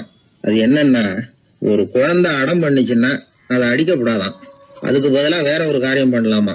அது என்னன்னா, குடும்பத்துல இருக்கிற எல்லாரும் ஒண்ணு சேர்ந்து அந்த குழந்தைகிட்ட கொஞ்ச நேரம் பேசாம இருந்தோம்னுமா, பேச்ச நிறுத்திக்கணும். குழந்தையால பேசாம இருக்க முடியாது, அது யோசனை பண்ணும், தன்னுடைய தவறை உணர்ந்து அது வருந்த ஆரம்பிக்கும். இப்படி தொடர்ந்து செஞ்சுக்கிட்டு வந்தா குழந்தை கொஞ்ச நாள்ல அடம் பண்றதை நிறுத்தி விடுமா. இது டாக்டர்கள் இப்ப சொல்லி கொடுக்கற ஒரு யோசனை. அதே மாதிரி சில குழந்தைகள் சரியான காரணம் இல்லாம அடம் பண்ணணுங்கிறதுக்காகவே கத்துது பாருங்க, அதை நிறுத்துறதுக்கு கூட ஒரு வழி இருக்குது. அது என்ன வழின்னா, அது அழற சமயத்துல அந்த சத்தத்தை ஒரு டேப் ரெக்கார்டர் மூலமா பதிவு பண்ணி வச்சுக்கணும். குழந்தை கத்த ஆரம்பிக்குதுன்னு வைங்க, உடனே ஏற்கனவே பதிவு பண்ணி வச்சிருக்கிற அழுகை சத்தத்தை போட்டு அந்த குழந்தை காதுல விழறது மாதிரி பண்ணணும். தன்னுடைய அழுகை சத்தத்தை கேட்க ஆரம்பிச்ச உடனே அந்த குழந்தை தான் அழறத நிறுத்திக்குமா. சில குழந்தைகள் சாப்பிட மாட்டேன்னு அடம் பண்ணும். வளர்ந்த குழந்தைய வற்புறுத்தி சாப்பிட சொல்லக்கூடாது. சில பேர் என்ன பண்ணுவாங்கன்னா, கட்டாயப்படுத்தி சாப்பாட்டை திணிப்பாங்க. அதெல்லாம் ரொம்ப தப்பு. குழந்தைக்கு விவரம் தெரிஞ்சதுக்கு அப்புறம் சாப்பாட்டு விஷயத்துல நீங்க தலையிட வேண்டிய அவசியமே இல்லை. பசிச்சா சாப்பிடணுங்கிறது அதுக்கு புரியும். அது தானாவே சுதந்திரமா எடுத்து போட்டு சாப்பிடுறதுக்கு அனுமதிக்கணும். நீங்க போய் அதுகிட்ட நின்றுட்டு சாப்பிடு சாப்பிடு அப்படின்னு வற்புறுத்திட்டு இருக்க கூடாது. நீங்க அதை வற்புறுத்தாம இருந்தா அது உங்களை வித்தியாசமா பார்க்க ஆரம்பிக்கும். உண்மையிலேயே பசி இருந்ததுன்னா தனக்கு எவ்வளவு தேவையோ அவ்வளவு எடுத்து போட்டுக்கிட்டு அந்த குழந்தை சாப்பிட்டுக்கும், எந்த பிரச்சனையும் இருக்காது. ஆக இது மாதிரியான சில நுட்பங்களை நாம மனசுல வச்சுக்கணும். அப்படி வச்சுக்கிட்டோம்னா வீட்டுல குழந்தைகளால எந்த பிரச்சனையும் இருக்காது. இந்த காலத்து பையன் ஒருத்தன், அவன் ரொம்ப கவலையோட வந்தான். என்னப்பா விஷயம்னு விசாரிச்சேன். எங்க அப்பா என்கிட்ட 1 மாசம் உன் கூட பேச மாட்டேன் போ அப்படின்னு சபதம் போட்டுட்டாருன்னா, அதுக்காகவா இப்படி கவலைப்படுறேன்னு கேட்டேன். இல்லைங்க, அந்த 1 மாச கெடு இன்னையோட முடியுது, அதுக்காக கவலைப்படுறேன் அப்படின்னா. ஒரு பெரிய சிந்தனையாளர் இருந்தார். அவர் ரஷ்யாவில் இருந்தார். நிறைய புத்தகங்கள் எழுதியிருக்கிறார். அவர் பேரு ஓஸ்பென்ஸ்கி. உலகின் மிகச்சிறந்த 3 புத்தகங்கள்ல ஒண்ணு இவர் எழுதியிருக்கிறார் அப்படின்னு கூட சொல்றது உண்டு. அப்பேற்பட்ட எழுத்தாளர். அந்த காலத்துல குருஜீஃப் அப்படின்னு சொல்லி ஒரு பெரியவர் இருந்தார். ரொம்ப எளிமையான வாழ்க்கை வாழ்ந்துகிட்டு இருந்தவர். இவரை தேடி அந்த எழுத்தாளர் வந்தார். ஐயா, உங்ககிட்ட சில கேள்விகள் கேட்டு விளக்கம் பெறலாம்னு வந்திருக்கிறேன்னார். உடனே அந்த பெரியவர் என்ன செஞ்சார் தெரியுமா? ஒரு வெற்று காகிதத்தை எடுத்தார், அவர்கிட்ட கொடுத்தார். இந்தாங்க, இதை வச்சுக்கங்க, நாம 2 பேரும் பேசுறதுக்கு முந்தி நீங்க ஒரு காரியம் பண்ணணும்னார். என்ன செய்யணும் சொல்லுங்கன்னார் அவரு. இந்த காகிதத்துல உங்களுக்கு தெரிஞ்சதெல்லாம் என்ன, தெரியாததெல்லாம் என்ன அப்படிங்கிற பட்டியலை எழுதிட்டு வாங்க. அதுக்கு பிறகு உங்களுக்கு தெரியாத விஷயங்களை பத்தி நாம 2 பேரும் உரையாடலாம். ஏன்னா உங்களுக்கு தெரிஞ்சதை பத்தி நாம பேசி பிரயோஜனம் இல்ல, தெரியாததை பத்தி பேசினாதான் உங்களுக்கு அது உபயோகமா இருக்கும் அப்படின்னார். இவர் இப்படி சொன்னது அந்த எழுத்தாளருக்கு கொஞ்சம் தர்ம சங்கடமா இருந்தது. நாம எப்பேற்பட்ட சிந்தனையாளர், நம்மள போய் இவர் இப்படி எழுத சொல்றாரு அப்படின்னு நினைச்சாரு. இருந்தாலும் அந்த பெரியவர் பேர்ல இவருக்கு ரொம்ப மரியாதை. அதனால அவர் கொடுத்த காகிதத்தை வாங்கிட்டு தனியா ஒரு இடத்துல போய் உட்கார்ந்தார். யோசிக்க ஆரம்பிச்சார். முதல்ல யோசிச்சார், கடவுளை எனக்கு தெரியுமா அப்படின்னு. கடவுளை பற்றித்தான் எனக்கு தெரியுமே தவிர கடவுளை தெரியாதுங்கிறது புரிஞ்சுது. அதனால தனக்கு தெரிந்த ஒரு விஷயம் கடவுள் அப்படின்னு அவரால் குறிப்பிட முடியல. அடுத்தபடி ஆத்மாவை பத்தி சிந்திச்சார். ஆத்மாவை பற்றித்தான் நமக்கு தெரியுமே தவிர ஆத்மா நமக்கு தெரிஞ்ச விஷயமா இருக்கல அப்படிங்கறது புரிஞ்சுது. அதனால ஆத்மாவையும் தெரிஞ்ச பட்டியல்ல சேர்க்க முடியல. இப்படி ஒவ்வொன்னா அவர் யோசிக்க யோசிக்க எதுவுமே நமக்கு தெரியலங்கிறது அவருக்கு தெளிவாச்சு. நேரம் எழுந்திரிச்சு அந்த பெரியவர்கிட்ட போனார். ஐயா, உங்களை சந்திக்கிற வரைக்கும் எவ்வளவோ விஷயங்கள் எனக்கு தெரிஞ்சிருக்கிறதாக நினைச்சேன். ஆனா உங்ககிட்ட நிறைய கேள்விகள் கேட்கணுங்கிற ஆர்வத்தோட தான் வந்தேன். ஆனா நீங்க கேட்ட ஒரு கேள்விக்கு விடை காண முயன்ற போது எனக்கு எதுவுமே தெரியலங்கிறத புரிஞ்சுக்கிட்டேன் அப்படின்னார். அப்படின்னா உலக புகழ்பெற்ற இவ்வளவு புத்தகங்களை உங்களால எப்படி எழுத முடிஞ்சதுன்னு கேட்டார். இவர் சொன்னார், ஐயா, இப்பதான் எனக்கு புரியுது. எனக்கு தெளிவில்லாத பல விஷயங்களையும் நான் எழுதியிருக்கிறேன். அவையெல்லாம் வெற்றும் வார்த்தை குவியல்கள்ங்கிறத நான் இப்ப உணர்றேன். வார்த்தைகளே அறிவு அப்படிங்கிற மயக்கத்திலிருந்து இப்ப நான் விடுபட்டுட்டேன். அறிவு துறையில நான் ஒரு பூஜ்யம்ங்கிறது புரிஞ்சு போச்சு அப்படின்னார். இப்ப பெரியவர் சொன்னார், இப்பதான் உங்களுக்கு உண்மையான அறிவு ஏற்பட ஆரம்பிச்சிருக்குது. எப்போ ஒரு மனிதன் தன்னுடைய அறியாமைய உணர ஆரம்பிக்கிறானோ அப்போதுதான் அறிவின் தொடக்கத்துல அடி எடுத்து வைக்கிறான் அப்படின்னார். அதுக்கு பிறகு என்னாச்சு தெரியுமா? இந்த எழுத்தாளர், சிந்தனையாளர் ஓஸ்பென்ஸ்கி புஸ்தகம் எதுவுமே எழுதலையாம், அதோட விட்டாராம். நம்முடைய அறியாமை நமக்கு புரிய ஆரம்பிச்சுட்டுதுன்னா நமக்கு அறிவு வளர ஆரம்பிச்சுட்டுதுன்னு அர்த்தம். அது நமக்கு புரியறது இல்ல, அதுதான் சிக்கல். ஒரு நண்பர் சொன்னார், சார், நான் எப்போ வீட்டை பூட்டி விட்டு வெளியூர் போனாலும் திருடன் பூட்டை உடைச்சு விடுறான். அதனால இப்ப புத்திசாலித்தனமா ஒரு காரியம் பண்ணிவிட்டு உங்க ஊருக்கு வந்திருக்கிறேன்னார். என்ன செஞ்சிருக்கிறீங்கன்னு கேட்டேன். வீட்டை பூட்டாமலே வந்துட்டேன் அப்படின்னார். உபயோகமா இருக்கு அப்படின்னார். உடனே பார்வை இல்லாத அந்த பெரியவர் சொன்னாரு, வெளிச்சம்னு ஒண்ணு உண்மையிலேயே இருக்குதா அப்படின்னு கேட்டாராம். உண்மையிலேயே வெளிச்சம் இருக்குங்க அப்படின்னு சொல்லி இருக்கிறாங்க, அதை நான் நம்ப மாட்டேன் அப்படின்னாரா அவரு. சூரியன் இருக்கு, சந்திரன் இருக்கு, நட்சத்திரம் இருக்கு அப்படின்னு எல்லாம் சொல்லி பார்த்துருக்குறாங்க, அதையெல்லாம் ஒத்துக்கிறேன். ஆனா அதையெல்லாம் என்ன கொஞ்சம் தொட்டு பார்க்க விடுங்களேன் அப்படின்னாராம். அதையெல்லாம் தொட்டு அறிய முடியாது அப்படின்னு சொல்லியிருக்கிறாங்க. அப்படின்னா முகர்ந்து அறியறேன், மோந்து பாக்குறேன். மோர்ந்து பார்க்க விடுங்க, ஏதாவது வாசனை வருதான்னு பாக்குறேன் அப்படின்னு இருக்கார். அதுவும் முடியாதேன்னாங்களாம். பெரியவர் யோசனை பண்ணிருக்கிறார். சரி, பரவாயில்ல, முரசு அடிக்கிறது மாதிரி அடிச்சு பார்க்கவாவது ஏற்பாடு பண்ணி கொடுங்க, அதை அடிச்சு பார்த்து அதோட சத்தத்தை உணர்ந்துக்கிறேன் அப்படின்னாராம். அதாவது ஒளியின் ஒலியை, அதாவது வெளிச்சத்தின் சத்தத்தை புரிஞ்சுக்கிறேன் அப்படின்னு சொல்லியிருக்கிறார். அதுக்கும் சாத்தியம் இல்லைன்னு சொல்லியிருக்கிறாங்க.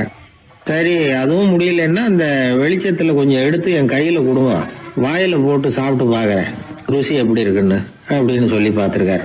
எந்த வகையிலயும் அவரை அதை ஒத்துக்க வைக்க முடியல. சுத்தி இருந்தவங்க எல்லாம் குழம்பி போயிட்டாங்க. என்னங்க, நாங்க சொல்றத நீங்க நம்பலையா அப்படின்னு கேட்டிருக்காங்க. என்னுடைய 4 புலன்களுக்கும் புலப்படாத ஒன்ன நான் மாயை அப்படிங்கிறேன். நீங்க என்ன அவமானப்படுத்துறதுக்காக இப்படி சொல்றீங்கன்னு நினைக்கிறேன். ஏதோ உங்களுக்கு எல்லாம் பார்வைன்னு ஒண்ணு இருக்கிறதாகவும் அது எனக்கு இல்லைங்கிறதாகவும் சொல்லி என்ன நீங்க அவமதிக்கிறீங்க அப்படின்னார். தர்க்க சாஸ்திரத்துல மேதையான அந்த பெரியவர். சுத்தி இருந்தவங்க பார்த்தாங்க, வெளிச்சம் இருக்குங்கிறத இவர் நம்பணும், இவரை நம்ப வைக்கணும் அப்படின்னா அது புத்தரால தான் முடியும் அப்படின்னாராம் ஒருத்தர். சரி அவர்கிட்டயே போவோம் அப்படின்னு சொல்லி எல்லாரும் அவர்கிட்ட போய் சேர்ந்தாங்க. விவரத்தை சொன்னாங்க. புத்தர் சிரிச்சாராம். எப்படிப்பட்டதுன்னு நான் நினைக்கிறேனோ, அதாவது உண்மை, அப்படித்தான் அவரும் நினைக்கிறார். எதையும் அனுபவபூர்வமா உணர்ந்தாதான் நம்ப முடியும். ஒளிய அனுபவித்து அறியாத வரையில அது இருக்கிறதா இல்லையா அப்படிங்கிற கேள்விக்கு இடம் கிடையாது. அதனால அவரு அதை நம்பாததும் சரிதான் அப்படின்னு சொன்னாராம் புத்தர். அதுக்கப்புறம் சொல்லியிருக்கார், உங்களை குணப்படுத்தி விடலாம், உங்களுக்கு தேவை ஞானி கிடையாது, உங்களுக்கு தேவை மருத்துவர் அப்படின்னாரா. ஒரு டாக்டர் கிட்ட அழைச்சிட்டு போயிருக்கிறாங்க. பார்வை கிடைச்சிட்டுது. வெளிச்சத்தை கண்டதும் அவர் மகிழ்ச்சி அடைஞ்சார். புத்தரை வணங்கினார். நான் வாதம் பண்ணேன், நீங்க எதிர்வாதம் பண்ணல, என்னுடைய பிரச்சனை மருத்துவரால் தான் தீரும் அப்படின்னு சொல்லி எனக்கு பார்வை கிடைக்க செஞ்சீங்க அப்படின்னாராம். மனித குலத்துல ரொம்ப அதிகமானவர்கள் நிலைமை இப்படித்தான். கண்ணை மூடிக்கிட்டு அதை சரின்னு ஒருத்தர் வலியுறுத்தி சொல்லிட்டு இருந்தா அவருக்கு உதவுறது அப்படிங்கிறது முடியாத காரியம். இந்த காலத்துல சில பேர் கண்களை திறந்துகிட்டே சில காரியங்கள் பண்ணுவாங்க. அது தப்புன்னு அவங்களுக்கு பின்னாடிதான் புரியும். ஒருத்தர் தன்னுடைய வலது காலில் கட்டு போட்டுக்கிட்டு அப்படி வந்தார். என்ன ஆச்சுன்னு விசாரிச்சாங்க. எங்க வீட்டு கண்ணாடி ஜன்னல்களை வெளிப்பக்கமா இருந்து சுத்தப்படுத்திக்கிட்டு இருந்தேன், சரியா தொடச்சிக்கிட்டு இருக்கோமா அப்படின்னு கொஞ்சம் பின்னாடி தள்ளி நின்னு பார்த்தேன் அப்படின்னார். அதுக்கும் உங்க கால் உடைஞ்சதுக்கும் என்ன சம்பந்தம்னு கேட்டாங்க. நான் குடியிருந்தது 4வது மாடியாச்சே அப்படின்னாராம். ஊர்ல ஒரு மன்னர் இருந்தார். அவரு பக்கத்து தேசத்து மேல படையெடுக்கணும்னு நினைச்சுக்கிட்டு இருந்தார். அதையும் தன்னுடைய நாட்டோட சேர்த்துக்கணுங்கிற ஆசை. எப்போ படையெடுக்கலாம்னு யோசிச்சுக்கிட்டு இருந்தார். இப்படி யோசிச்சுக்கிட்டு இருந்த சமயத்துல ஒரு பெரியவர் அவரை தேடிட்டு வந்தார். அவர் அடிக்கடி வருவார், அவர்கிட்ட பேசிக்கிட்டு இருப்பார். இப்போ அப்படித்தான் வந்தார். என்ன மன்னா யோசனைன்னாரு. இவர் தன்னுடைய யோசனையை சொன்னார். இந்த சமயத்துல மன்னருக்கு தாகம் எடுத்தது, தண்ணி குடிக்கணும் போல இருந்தது. உடனே அங்க இருந்த ஒரு அரண்மனை பணியாளரை கூப்பிட்டார். போய் கொஞ்சம் தண்ணி கொண்டு வாப்பா அப்படின்னார். அந்த பணியாளர் போனார். ஒரு கோலையில தண்ணி கொண்டு வந்தார். ராஜா கிட்ட நீட்டினார். ராஜா அதை வாங்கி குடிக்கிறதுக்காக வாய்கிட்ட கொண்டுட்டு போனார். அந்த நேரம் பார்த்து, மன்னா கொஞ்சம் பொறுங்கன்னார் இந்த பெரியவர். ஆவலோட குடிக்க போன மன்னர் அப்படியே நிறுத்திக்கிட்டு பெரியவரை பார்த்தார். இப்ப அந்த பெரியவர் சொன்னார், மன்னா இப்போ உங்களை விட வலிமை உள்ள ஒரு சக்தி உங்களுக்கு தண்ணி கொடுக்க மறுத்துடுதுன்னு வைங்க, உங்களை குடிக்க விடாம தடுத்துடுது அப்படின்னா, இப்ப இந்த ஒரு கோவள தண்ணீரை என்ன விலை கொடுத்து வாங்குவீங்க அப்படின்னு கேட்டார். இப்போ எனக்கு இருக்கிற தாகத்துக்கு என்னுடைய அரசாங்கத்துல பாதியையாவது கொடுத்து இந்த தண்ணியை வாங்கறதுக்கு தயங்க மாட்டேன்னார் அவர். சரி இப்ப அந்த தண்ணியை குடிங்கன்னார் பெரியவர். மன்னர் ஆவலோட அந்த தண்ணியை குடிச்சு முடிச்சார். அதுக்கப்புறம் கொஞ்ச நேரம் தன்னுடைய படையெடுப்பு பத்தி சொல்லிட்டு இருந்தார். கொஞ்ச நேரம் கழிச்சு மறுபடியும் இந்த பெரியவர் கேட்டார், மன்னா இப்போ நீங்க ஒரு கோவள தண்ணீரை குடிச்சு முடிச்சிட்டீங்க. இப்ப அந்த தண்ணீர் உங்க உடம்ப விட்டு வெளியில வரக்கூடிய பாதை அடப்பட்டு போச்சு அப்படின்னு வச்சுங்க, அதை வெளியேற்றுவதற்காக நீங்க எவ்வளவு செலவழிப்பீங்க அப்படின்னு கேட்டார். மன்னர் யோசனை பண்ணார். அப்படி ஒரு நிலைமை ஏற்பட்டு போச்சுன்னா என்னுடைய அரசாங்கம் பூராவையும் அதுக்கு ஈடா தர்றதுக்கு கூட தயங்க மாட்டேன்னார். இப்ப அந்த பெரியவர் சொன்னார், எந்த அரசாங்கத்தின் மதிப்பு ஒரு கோவள தண்ணீர் அளவுக்கு கூட இல்லையோ அந்த அரசாங்கத்தை அடையணுங்கிற பேராசையில மனிதர்கள் தங்களுடைய சகோதரர்கள் கூடவே சண்டை போட்டுக்கிறாங்களே, அதுல ஏதாவது அர்த்தம் இருக்குதா அப்படின்னாராம். மன்னருக்கு இப்பதான் அர்த்தம் புரிஞ்சுதான். மனசுல தெளிவு உண்டாச்சு. தன் மனசுக்குள்ள உண்டான வெறிய விரட்டி அடிச்சு விட்டார். அதுக்கப்புறம் நிம்மதியா ஆட்சி புரிஞ்சார். இப்படி ஒரு கதை. உயிருக்கு என்ன விலை கொஞ்சம் யோசனை பண்ணி பாருங்க. ஆனா அது இப்ப எவ்வளவு மலிவா போயிட்டுது, அதையும் யோசனை பண்ணி பாருங்களேன். ஆசை பேராசையா மாறுது, அப்புறம் அது வெறியா ஆகுது, அதுக்கப்புறம் பைத்தியம் பிடிக்குது. இந்த காலத்து மனிதர்களுக்கு 2 விதமான பைத்தியம் பிடிச்சிருக்கிறதாக ஒரு பெரியவர் சொல்றார். ஒன்னு பணம், இன்னொன்னு அதிகாரம். இதெல்லாம் எவ்வளவு காலத்துக்கு நீடிக்கும்? ஒரு சர்வாதிகார நாட்டுல 3 பேர் ஜெயில இருட்டு அறையில பேசிட்டு இருக்கிறாங்க. நீ எப்படி இந்த ஜெயிலுக்கு வந்த அப்படின்னு ஒருத்தர் கேட்டாராம். இந்த நாட்டு ராஜாவை ஆதரிச்சு நான் பிரச்சாரம் பண்ணினேன், அதனால கூட்டத்துல தகராறு வந்துட்டுது, கலவரமா போச்சு, அதுக்கு நான் தான் காரணம்னு அரெஸ்ட் பண்ணி இங்க கொண்டாந்து போட்டாங்க அப்படின்னாராம் அவரு. சரி நீ எப்படி இங்க வந்த அப்படின்னு இன்னொருத்தரை பார்த்து கேட்டிருக்காரு. நான் இந்த நாட்டு ராஜாவை எதிர்த்து பிரச்சாரம் பண்ணேன், அதனால கலவரம், அரெஸ்ட் பண்ணி கொண்டாந்து போட்டாங்கன்னார். சரிப்பா நீ எப்படி அங்க வந்த அப்படின்னு 3வது ஆளை பார்த்து இவங்க கேட்டாங்களாம். இதுக்கு அந்த ஆள் மெதுவா வெளிச்சத்துக்கு நான் தான் இந்த நாட்டு ராஜா அப்படின்னா. சில பேருக்கு தொட்டதெல்லாம் வெற்றியா முடியும், சில பேருக்கு தொட்டதெல்லாம் தோல்வியா முடியும். இதுல உள்ள ரகசியம் என்ன? அதை தெரிஞ்சுக்கணும்னா இந்த கதையை கேளுங்க. ஜப்பான்ல ஒரு பெரிய வீரர் இருந்தார். அவர் பேரு நொபுனாகா. அவர்கிட்ட இருந்த படை வீரர்கள் கொஞ்சம் பேர் தான். சிறிய படை பலத்தை வச்சுக்கிட்டு பெரிய பெரிய படைகளை எல்லாம் முறியடிச்சிருக்கிறார். அவர் அவ்வளவு சாமர்த்தியம் உள்ளவர். ஒரு தடவை எதிரி மீது படையெடுத்து போயிருக்கிறார். அப்போ அவருடைய படை வீரர்களுக்கும் தளபதிக்கும் ஒரு சந்தேகம் வந்துட்டுது. இந்த போர்ல நாம வெற்றி பெற முடியுமா அப்படிங்கிற சந்தேகம் இருந்தாலும் இதை எப்படி தலைவர்கிட்ட தெரிவிக்கிறது? ரொம்ப யோசனை பண்ணாங்க. கடைசியா கொஞ்சம் துணிச்சலை வரவழைச்சுக்கிட்டு மெதுவா கேட்டுட்டாங்க. அவர் பார்த்தார், சரி அதை நாம முடிவு செய்ய வேணாம், புத்த விகாரத்துக்கு போயிட்டு வருவோம், பூவா தலையா போட்டு பாத்துருவோம், என்ன வருதோ அது பிரகாரம் செயல்படுவோம், என்ன சொல்றீங்க? ஏன்னா போருக்கு செல்லும் பொழுது முழு மனசோட போகணும், ஊசலாட்டம் இருக்கக்கூடாது அப்படின்னார். தளபதியும் படை வீரர்களும் சரின்னு ஒத்துக்கிட்டாங்க. உடனே அவங்க எல்லாரும் அங்க பக்கத்துல இருந்த கோயிலுக்கு போனாங்களாம். தலைவர் உள்ள போனார். எல்லாரும் ஆவலோட வெளியில காத்துக்கிட்டு இருக்கிறாங்க. ரொம்ப நேரத்துக்கு அப்புறம் அவர் வெளியில வந்தார்.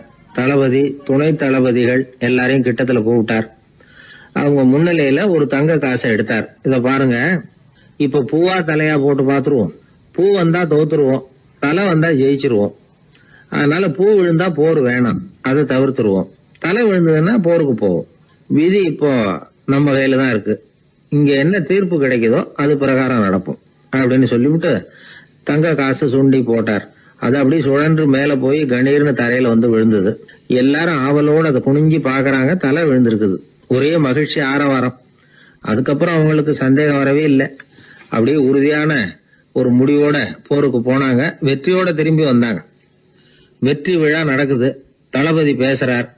இந்த வெற்றியை காசுதான் முடிவு பண்ணுச்சு, அதனால விதியை வெல்ல யாரால முடியும் அப்படின்னார். சொல்லிவிட்டு உட்கார்ந்தார். அப்போ அந்த தலைவர் தன்கிட்ட இருந்த அந்த தங்க காசை எடுத்து ரகசியமா தளபதி கிட்ட கொடுத்தாராம். தளபதி அதை வாங்கி பாக்குறாரு. அந்த நாணயத்துல 2 பக்கமும் தலை தான் இருக்குது. இதுல இருந்து என்ன தெரியுதுன்னா, வெற்றியின் ரகசியம் என்னன்னா மன உறுதி தான். எதை செஞ்சாலும் மனக்குழப்பம் இருக்கக்கூடாது. எண்ணி துணிக கருமம், இது வள்ளுவர் வாக்கு. பரீட்சை ரிசல்ட் வர்ற சமயம் ஒரு பையன் ஒரு காசை சுண்டி போட்டு தலையா பூவா பாத்துக்கிட்டு இருந்தான். என்னப்பா பாஸா ஃபெயிலா பாக்குறியா அப்படின்னு கேட்டாங்க. பரீட்சை ரிசல்ட்டை பொறுத்த வரைக்கும் எனக்கு சந்தேகம் இல்லை சார் அப்படின்னா. அப்புறம் எதுக்கு இது அப்படின்னு கேட்டாங்க. ரிசல்ட் வந்த பிறகு எங்க அப்பா என்னை திட்டுறதோட விட்டுருவாரா இல்ல அடிப்பாரா அப்படிங்கறத தெரிஞ்சுக்கிறதுக்காக இது அப்படின்னு. ஒரே ஒரு ஊர்ல ஒரு ராஜா இருந்தார். அவரு ஒரு வித்தியாசமான ராஜா. எந்த வகையில வித்தியாசமானவர்னு கேட்டா, மக்கள் கிட்ட வரி வசூல் பண்றதுல கொஞ்சம் வித்தியாசமானவர். மற்ற மன்னர்கள் மாதிரி ஒரு நேரடியா வரி வசூல் பண்றது இல்ல, கொஞ்சம் மறைமுகமா அதை பண்ணுவார். அது எப்படின்னா, ஒவ்வொரு குடிமக்களுக்கும் மாசம் ஒரு மரக்கால் நெல்லு மக்கள் கொடுக்கறது இல்ல, ராஜா மக்களுக்கு கொடுப்பார். ஒரு மரக்கால் நெல்ல, அதாவது அரண்மனையில இருந்து ஒவ்வொரு வீட்டுக்கும் நெல் வந்து சேர்ந்துரும். அந்த ஒரு மரக்கால் நெல்ல இவங்க வாங்கிட்டு அதுக்கு பதிலா ஒரு மரக்கால் அரிசிய ராஜாவுக்கு திருப்பி கொடுக்கணும். இதுதான் அந்த ஊர் வழக்கம். ராஜா வந்து ஜனங்களுக்கு நெல்லை கொடுத்துட்டு அதுக்கு பதிலா அதே அளவு அரிசியா திருப்பி வாங்கிக்குவார். இதை தவிர வரி ஏதும் வசூல் பண்றது இல்ல. இப்படி ஒரு ராஜா. இது மேம்போக்கா பாக்குறதுக்கு ஏதோ சாதாரணமா தெரிஞ்சாலும் குடிமக்கள் ரொம்பவும் கஷ்டப்பட்டாங்க. ராஜா கொடுக்கற நெல்லையும் அரிசியாக்கணும், அதோட இன்னும் ஒரு பாதி அரிசியை இவங்க சேர்த்தும் கொடுத்தாகணும். மக்கள் வந்து ராஜாவை திட்ட ஆரம்பிச்சுட்டாங்க. இந்த ராஜா எப்ப சாவார் அப்படின்னு எதிர்பார்க்க ஆரம்பிச்சுட்டாங்க. ஏன்னா ரொம்ப கஷ்டப்படுத்துறாரு அப்படின்னு. பல பேர் அந்த ஊர்ல வீட்டை காலி பண்ணிவிட்டு வெளி தேசத்துக்கு போயிட்டாங்க. இங்க காலம் தள்ளுறது ரொம்ப கஷ்டம்னு. மக்கள் எதிர்பார்த்தது மாதிரியே நடந்தது. அந்த மன்னன் நோய் வந்து படுத்த படுக்கை ஆயிட்டான். ராஜா இப்படி சாக கிடக்குறாருன்னு தெரிஞ்சும் மக்கள் யாருமே வந்து பாக்கல. எப்படி பாப்பாங்க? அவர் தான் எப்போ போவாருன்னு பாத்துக்கிட்டு இருக்கிறாங்களே. என்ன ஏன் யாருமே வந்து பார்க்க மாட்டேங்கிறாங்க நம்ம குடிமக்கள்ல அப்படின்னு மந்திரி கிட்ட கேட்டார் ராஜா. நம்ம ஊர்ல மக்கள் எங்க இருக்காங்க பாக்குறதுக்குன்னாரு அவரு. ஏன் என்னாச்சு அவங்களுக்குன்னு கேட்டார். அமைச்சர் அப்பதான் அரசனுக்கு அவன் பண்ணின தவற வந்து சுட்டி காட்டினார். மக்களுக்கு இழைத்த கொடுமையை எடுத்து சொல்லி புரிய வச்சார். அதுக்கப்புறம் தான் மன்னருக்கு ஞானோதயம் வந்தது. செய்த பாவங்களை எண்ணி வருத்தப்பட்டான். மெதுவா அமைச்சர் பக்கம் திரும்பி, எங்க என் புள்ளன்னு கேட்டான். அவர் எங்கேயாவது ஊர் சுத்திக்கிட்டு இருப்பார், சூதாட்ட விடுதிகள்ல கிடப்பார் அப்படின்னாரு அமைச்சர். அவன் எங்க இருந்தாலும் உடனே அழைச்சிட்டு வாங்கன்னு உத்தரவு போட்டார் ராஜா.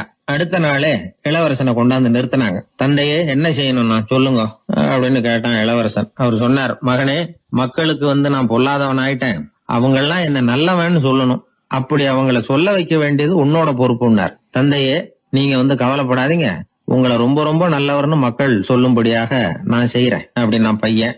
அதுக்கப்புறம் கொஞ்ச நாள்ல பையன் பட்டத்துக்கு வந்தான். அவன் என்ன பண்ணான், வரி வசூல் பண்ற முறையில ஒரு மாற்றத்தை உண்டு பண்ணான். என்ன மாற்றம் பண்ணனான்னா, ஒவ்வொரு வீட்டுக்கும் ஒரு மரக்கால் உமிய கொடுக்கறது, அதுக்கு பதிலா ஒரு மரக்கால் அரிசியை வாங்கிக்கிறது. அப்பா என்ன பண்ணாரு, நெல்லை கொடுத்துட்டு அரிசியா வாங்கினார். இவன் மகன் உமிய கொடுத்துட்டு அரிசியா வாங்கினான். கொஞ்ச காலம் ஆச்சு. ஒரு நாள் மந்திரியை கூப்பிட்டு கேட்டான், அமைச்சரே, நம்ம ஊர் மக்கள் என்ன பேசிக்கிறாங்க அப்படின்னு. உங்க அப்பா ரொம்ப நல்லவன்னு பேசிக்கிறாங்க அப்படின்னாரு அமைச்சர்.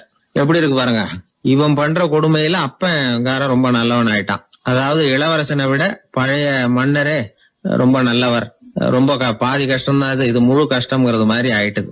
எப்படியோ அப்பாவுக்கு கொடுத்த வாக்க புள்ள காப்பாத்தி விட்டான். அதாவது மன்னர் ரொம்ப நல்லவர்னு சொல்ல வைக்கிறேன்னு தானே சொன்னான், அதே மாதிரி சொல்ல வச்சுட்டான். இந்த காலத்துல இது மாதிரி அப்பாவுக்கு உதவுற பிள்ளைகள் உண்டு. ஒரு பிள்ளையாண்டான்னு சொன்னான், நான் எங்க அப்பாவுக்கு ரொம்ப ரொம்ப உதவியா இருக்கிறேன் அப்படின்னா. அப்படியா, உங்க அப்பாவுக்கு ரொம்ப உதவியா இருக்கிறியா அப்படின்னா, உங்க அப்பா என்ன செஞ்சிட்டு இருக்காருன்னு கேட்டேன். சும்மாதான் இருக்கிறார் அப்படின்னா அவன். சும்மா இருக்கிறதுக்கு இவன் உதவியா இருக்கிறானா? இப்படி இருக்கிறாங்க. அதாவது நல்லவன் அப்படின்னு பேர் வாங்குறது ரொம்ப கஷ்டம். அத எந்த வகையில வாங்கணும்னு முடிவு பண்றதுதான் முக்கியம். அதனால வாழ்க்கையில நாம மன்னரா இருந்தாலும் சரி, சாதாரண மக்களா இருந்தாலும் சரி, நல்லவன் அப்படிங்கிற பேர் வாங்குறது ரொம்ப முக்கியம். ஒரு சீடன் வெளியூர் புறப்படுறதுக்கு தயாரா இருந்தான். ரொம்ப தூரம் போக போறான். திரும்பி வர நாளாகும். புறப்படுறதுக்கான ஆயத்த வேலைகள்ல ஈடுபட்டு இருந்தான். அந்த சமயம் பார்த்து இன்னொரு சீடன் அவங்கிட்ட வந்தான். நம்ம குரு உன்னை அழைச்சிட்டு வர சொன்னார், வா அப்படின்னு கூப்பிட்டான். இவன் உடனே புறப்பட்டு போனான். குருநாதரை பார்த்தான். அவரு காலில் விழுந்து வணங்கினான். வணங்கிவிட்டு எழுந்திரிச்சான். அவ்வளவுதான். குரு ஏதாவது உபதேசம் பண்ணுவாருன்னு எதிர்பார்த்தான். ஆனா நடந்தது என்ன தெரியுமா? குரு அவனுக்கு ஓங்கி ஒரு அடி கொடுத்தார். எதிர்பாராம இந்த அடியை வாங்கினதும் அந்த சீடன் அதிர்ந்து போயிட்டான். பக்கத்துல இருந்த மற்ற சீடர்களும் திகைச்சு போய் நின்னுட்டாங்க. அடி வாங்கின சீடனுக்கு மனசுக்குள்ள குழப்பம். நாம என்ன தப்பு பண்ணணும், புறப்படுற நேரத்துல இப்படி குரு கிட்ட அடி வாங்குற மாதிரி ஆயிட்டுதே அப்படின்னு நினைச்சு மனசுக்குள்ள ரொம்ப வேதனைப்பட்டான். கொஞ்சம் துணிச்சலை வரவழைச்சுக்கிட்டு குருநாதர்கிட்டயே கேட்டுட்டான், சுவாமி, நான் என்ன தப்பு பண்ணினேன்? என்ன இப்படி அடிச்சுட்டீங்களே, ஒரு வார்த்தை கூட உங்களை எதிர்த்து நான் பேசினது இல்லையே, இவ்வளவு காலமா உங்க விருப்பத்துக்கு விரோதமா ஒரு காரியம் கூட நான் செஞ்சது இல்லையே, வந்ததும் வராததுமா ஒண்ணுமே சொல்லாம என்ன அடிச்சுட்டீங்களே, குருவே, நான் செஞ்ச குற்றம் தான் என்ன அப்படின்னு கண்ணீரோட பரிதாபமா கேட்டானா அந்த சீடன். ஆனா அந்த குரு முகத்துல கொஞ்சம் கூட கோபம் இல்லை. அவர் சிரிச்சுக்கிட்டே நின்னுகிட்டு இருந்தாராம். அதுக்கப்புறம் சொன்னாராம், என்னுடைய அருமை சீடனே, நீ ஒரு தவறும் பண்ணல. நான் உன்னை அடிச்சது நீ ஏதோ தப்பு பண்ணிவிட்டேங்கிறதுக்காக இல்ல. நீண்ட பயணம் போக போறேன், ஞாபகமா ஏதாவது கொடுத்து அனுப்ப வேணாமா? நீ ஞானம் பெற்ற பிறகுதான் திரும்பி வரப்போறேங்கிறது எனக்கு தெரியும். அதுக்கு பிறகு உன்னை அடிக்க முடியுமா? அதனால இப்ப கிடைச்சிருக்கிற இந்த வாய்ப்பை பயன்படுத்திக்கிட்டேன். அப்போதைக்கு இப்பவே அடிச்சுட்டேன், அவ்வளவுதான், வேற ஒண்ணும் இல்லை அப்படின்னாராம். குரு சிரிச்சுக்கிட்டே இப்படி சொல்றார். இருந்தாலும் இதுவும் ஒரு உபதேசம் தான். அதிர்ச்சிகளால விழிப்படைய வைக்கிறதும் ஒரு வழிதான். இது ஜென் வழி. பெரும்பாலும் அதிர்ச்சியின் மூலமாகவே ஞான தரிசனத்தை அருள்கிறவர்கள் தான் ஜென் குருமார்கள். நம்ம தியானம் தான் ஜென். இந்தியாவிலிருந்து சீனாவுக்கு போய் கொஞ்சம் பேர் மாறி வளம் பெற்று ஜப்பான்ல ஜென் ஆகி வளர்ந்துருக்குது, அவ்வளவுதான். ஜென்கிறது தியானம். எதை நினைச்சும் தியானிக்கிறது இல்ல, எல்லாத்திலையும் தியானம் இருக்கிறதா சொல்லுது ஜென். பேசுறது, இருக்கிறது, நடக்கிறது, சாப்பிடுறது, சிரிக்கிறது, தூங்குறது, தொழில் செய்யறது அல்லது சும்மா இருக்கிறது எல்லாமே தியானம் தான். ஜென்கிறது ஒரு சுய தரிசனம். தன்னைத்தானே அடையாளம் கண்டுகொள்ளுகிறது தான் அது. இல்லாத எதையும் தேடி கண்டுபிடிக்கிறது இல்ல.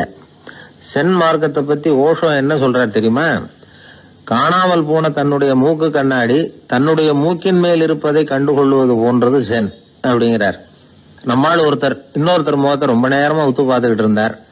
என்ன பாக்குறீங்கன்னாரு அவரு. நீங்க போட்டிருக்கீங்களே மூக்கு கண்ணாடி, அதை தான் பாக்குறேன்னாரு இவரு. நீங்க அப்படி பாக்குறதுக்கு விசேஷ காரணம் ஏதாவது உண்டான்னு கேட்டார் இவர். உண்டுன்னார். என்னன்னு கேட்டார். நேத்திக்கு காணாம போன என்னோட மூக்கு கண்ணாடி அது அப்படின்னாராம் இவர். ஒரு ஊர்ல ஒரு குரு இருந்தார். ஒரு நாள் அவரை தேடிட்டு ஒருத்தன் வந்தான். உனக்கு என்ன வேணும்னு கேட்டார் குரு. எனக்கு ஞான தெளிவு வேணும், அதுக்கு உங்க உபதேசம் எனக்கு தேவைன்னா. உபதேசம் வேணும்னா அதை பெற்றுக்கொள்ளுகிற அளவுக்கு தகுதி உள்ளவனா உன்னை தயார்படுத்திக்கணுமேன்னார். அதுக்கு நான் என்ன செய்யணும் சொல்லுங்கன்னா, முதல்ல நீ செய்ய வேண்டியது என்னன்னா, உங்ககிட்ட இருக்கிற எல்லா கெட்ட குணங்களையும் விட்டுட்டு 1 வருஷம் கழிச்சு வா, அப்புறம் பார்க்கலான்னாரு. அவ்வளவுதானே, சரின்னு சொல்லிவிட்டு அவன் போயிட்டான். 1 வருஷம் கழிச்சு வந்தான். அவன் அங்க வந்து சேர்ந்த சமயத்துல அந்த ஆசிரமத்தின் மண் தரைய ஒரு வேலைக்காரன் பெருக்கி சுத்தம் பண்ணிட்டு இருக்கிறான். அந்த மண் தரையிலிருந்து எழுந்த புழுதி அதிகமா இருந்தது. அது காத்துல கலந்தது. சீடனையே மறைக்கிற அளவுக்கு ஆயிட்டுது. ஒரே புழுதி மயம். சீடனுக்கு கோபம் வந்துட்டுது. அந்த வேலைக்காரனை அடிக்கிறதுக்காக கைய வாங்கிட்டு போனான்.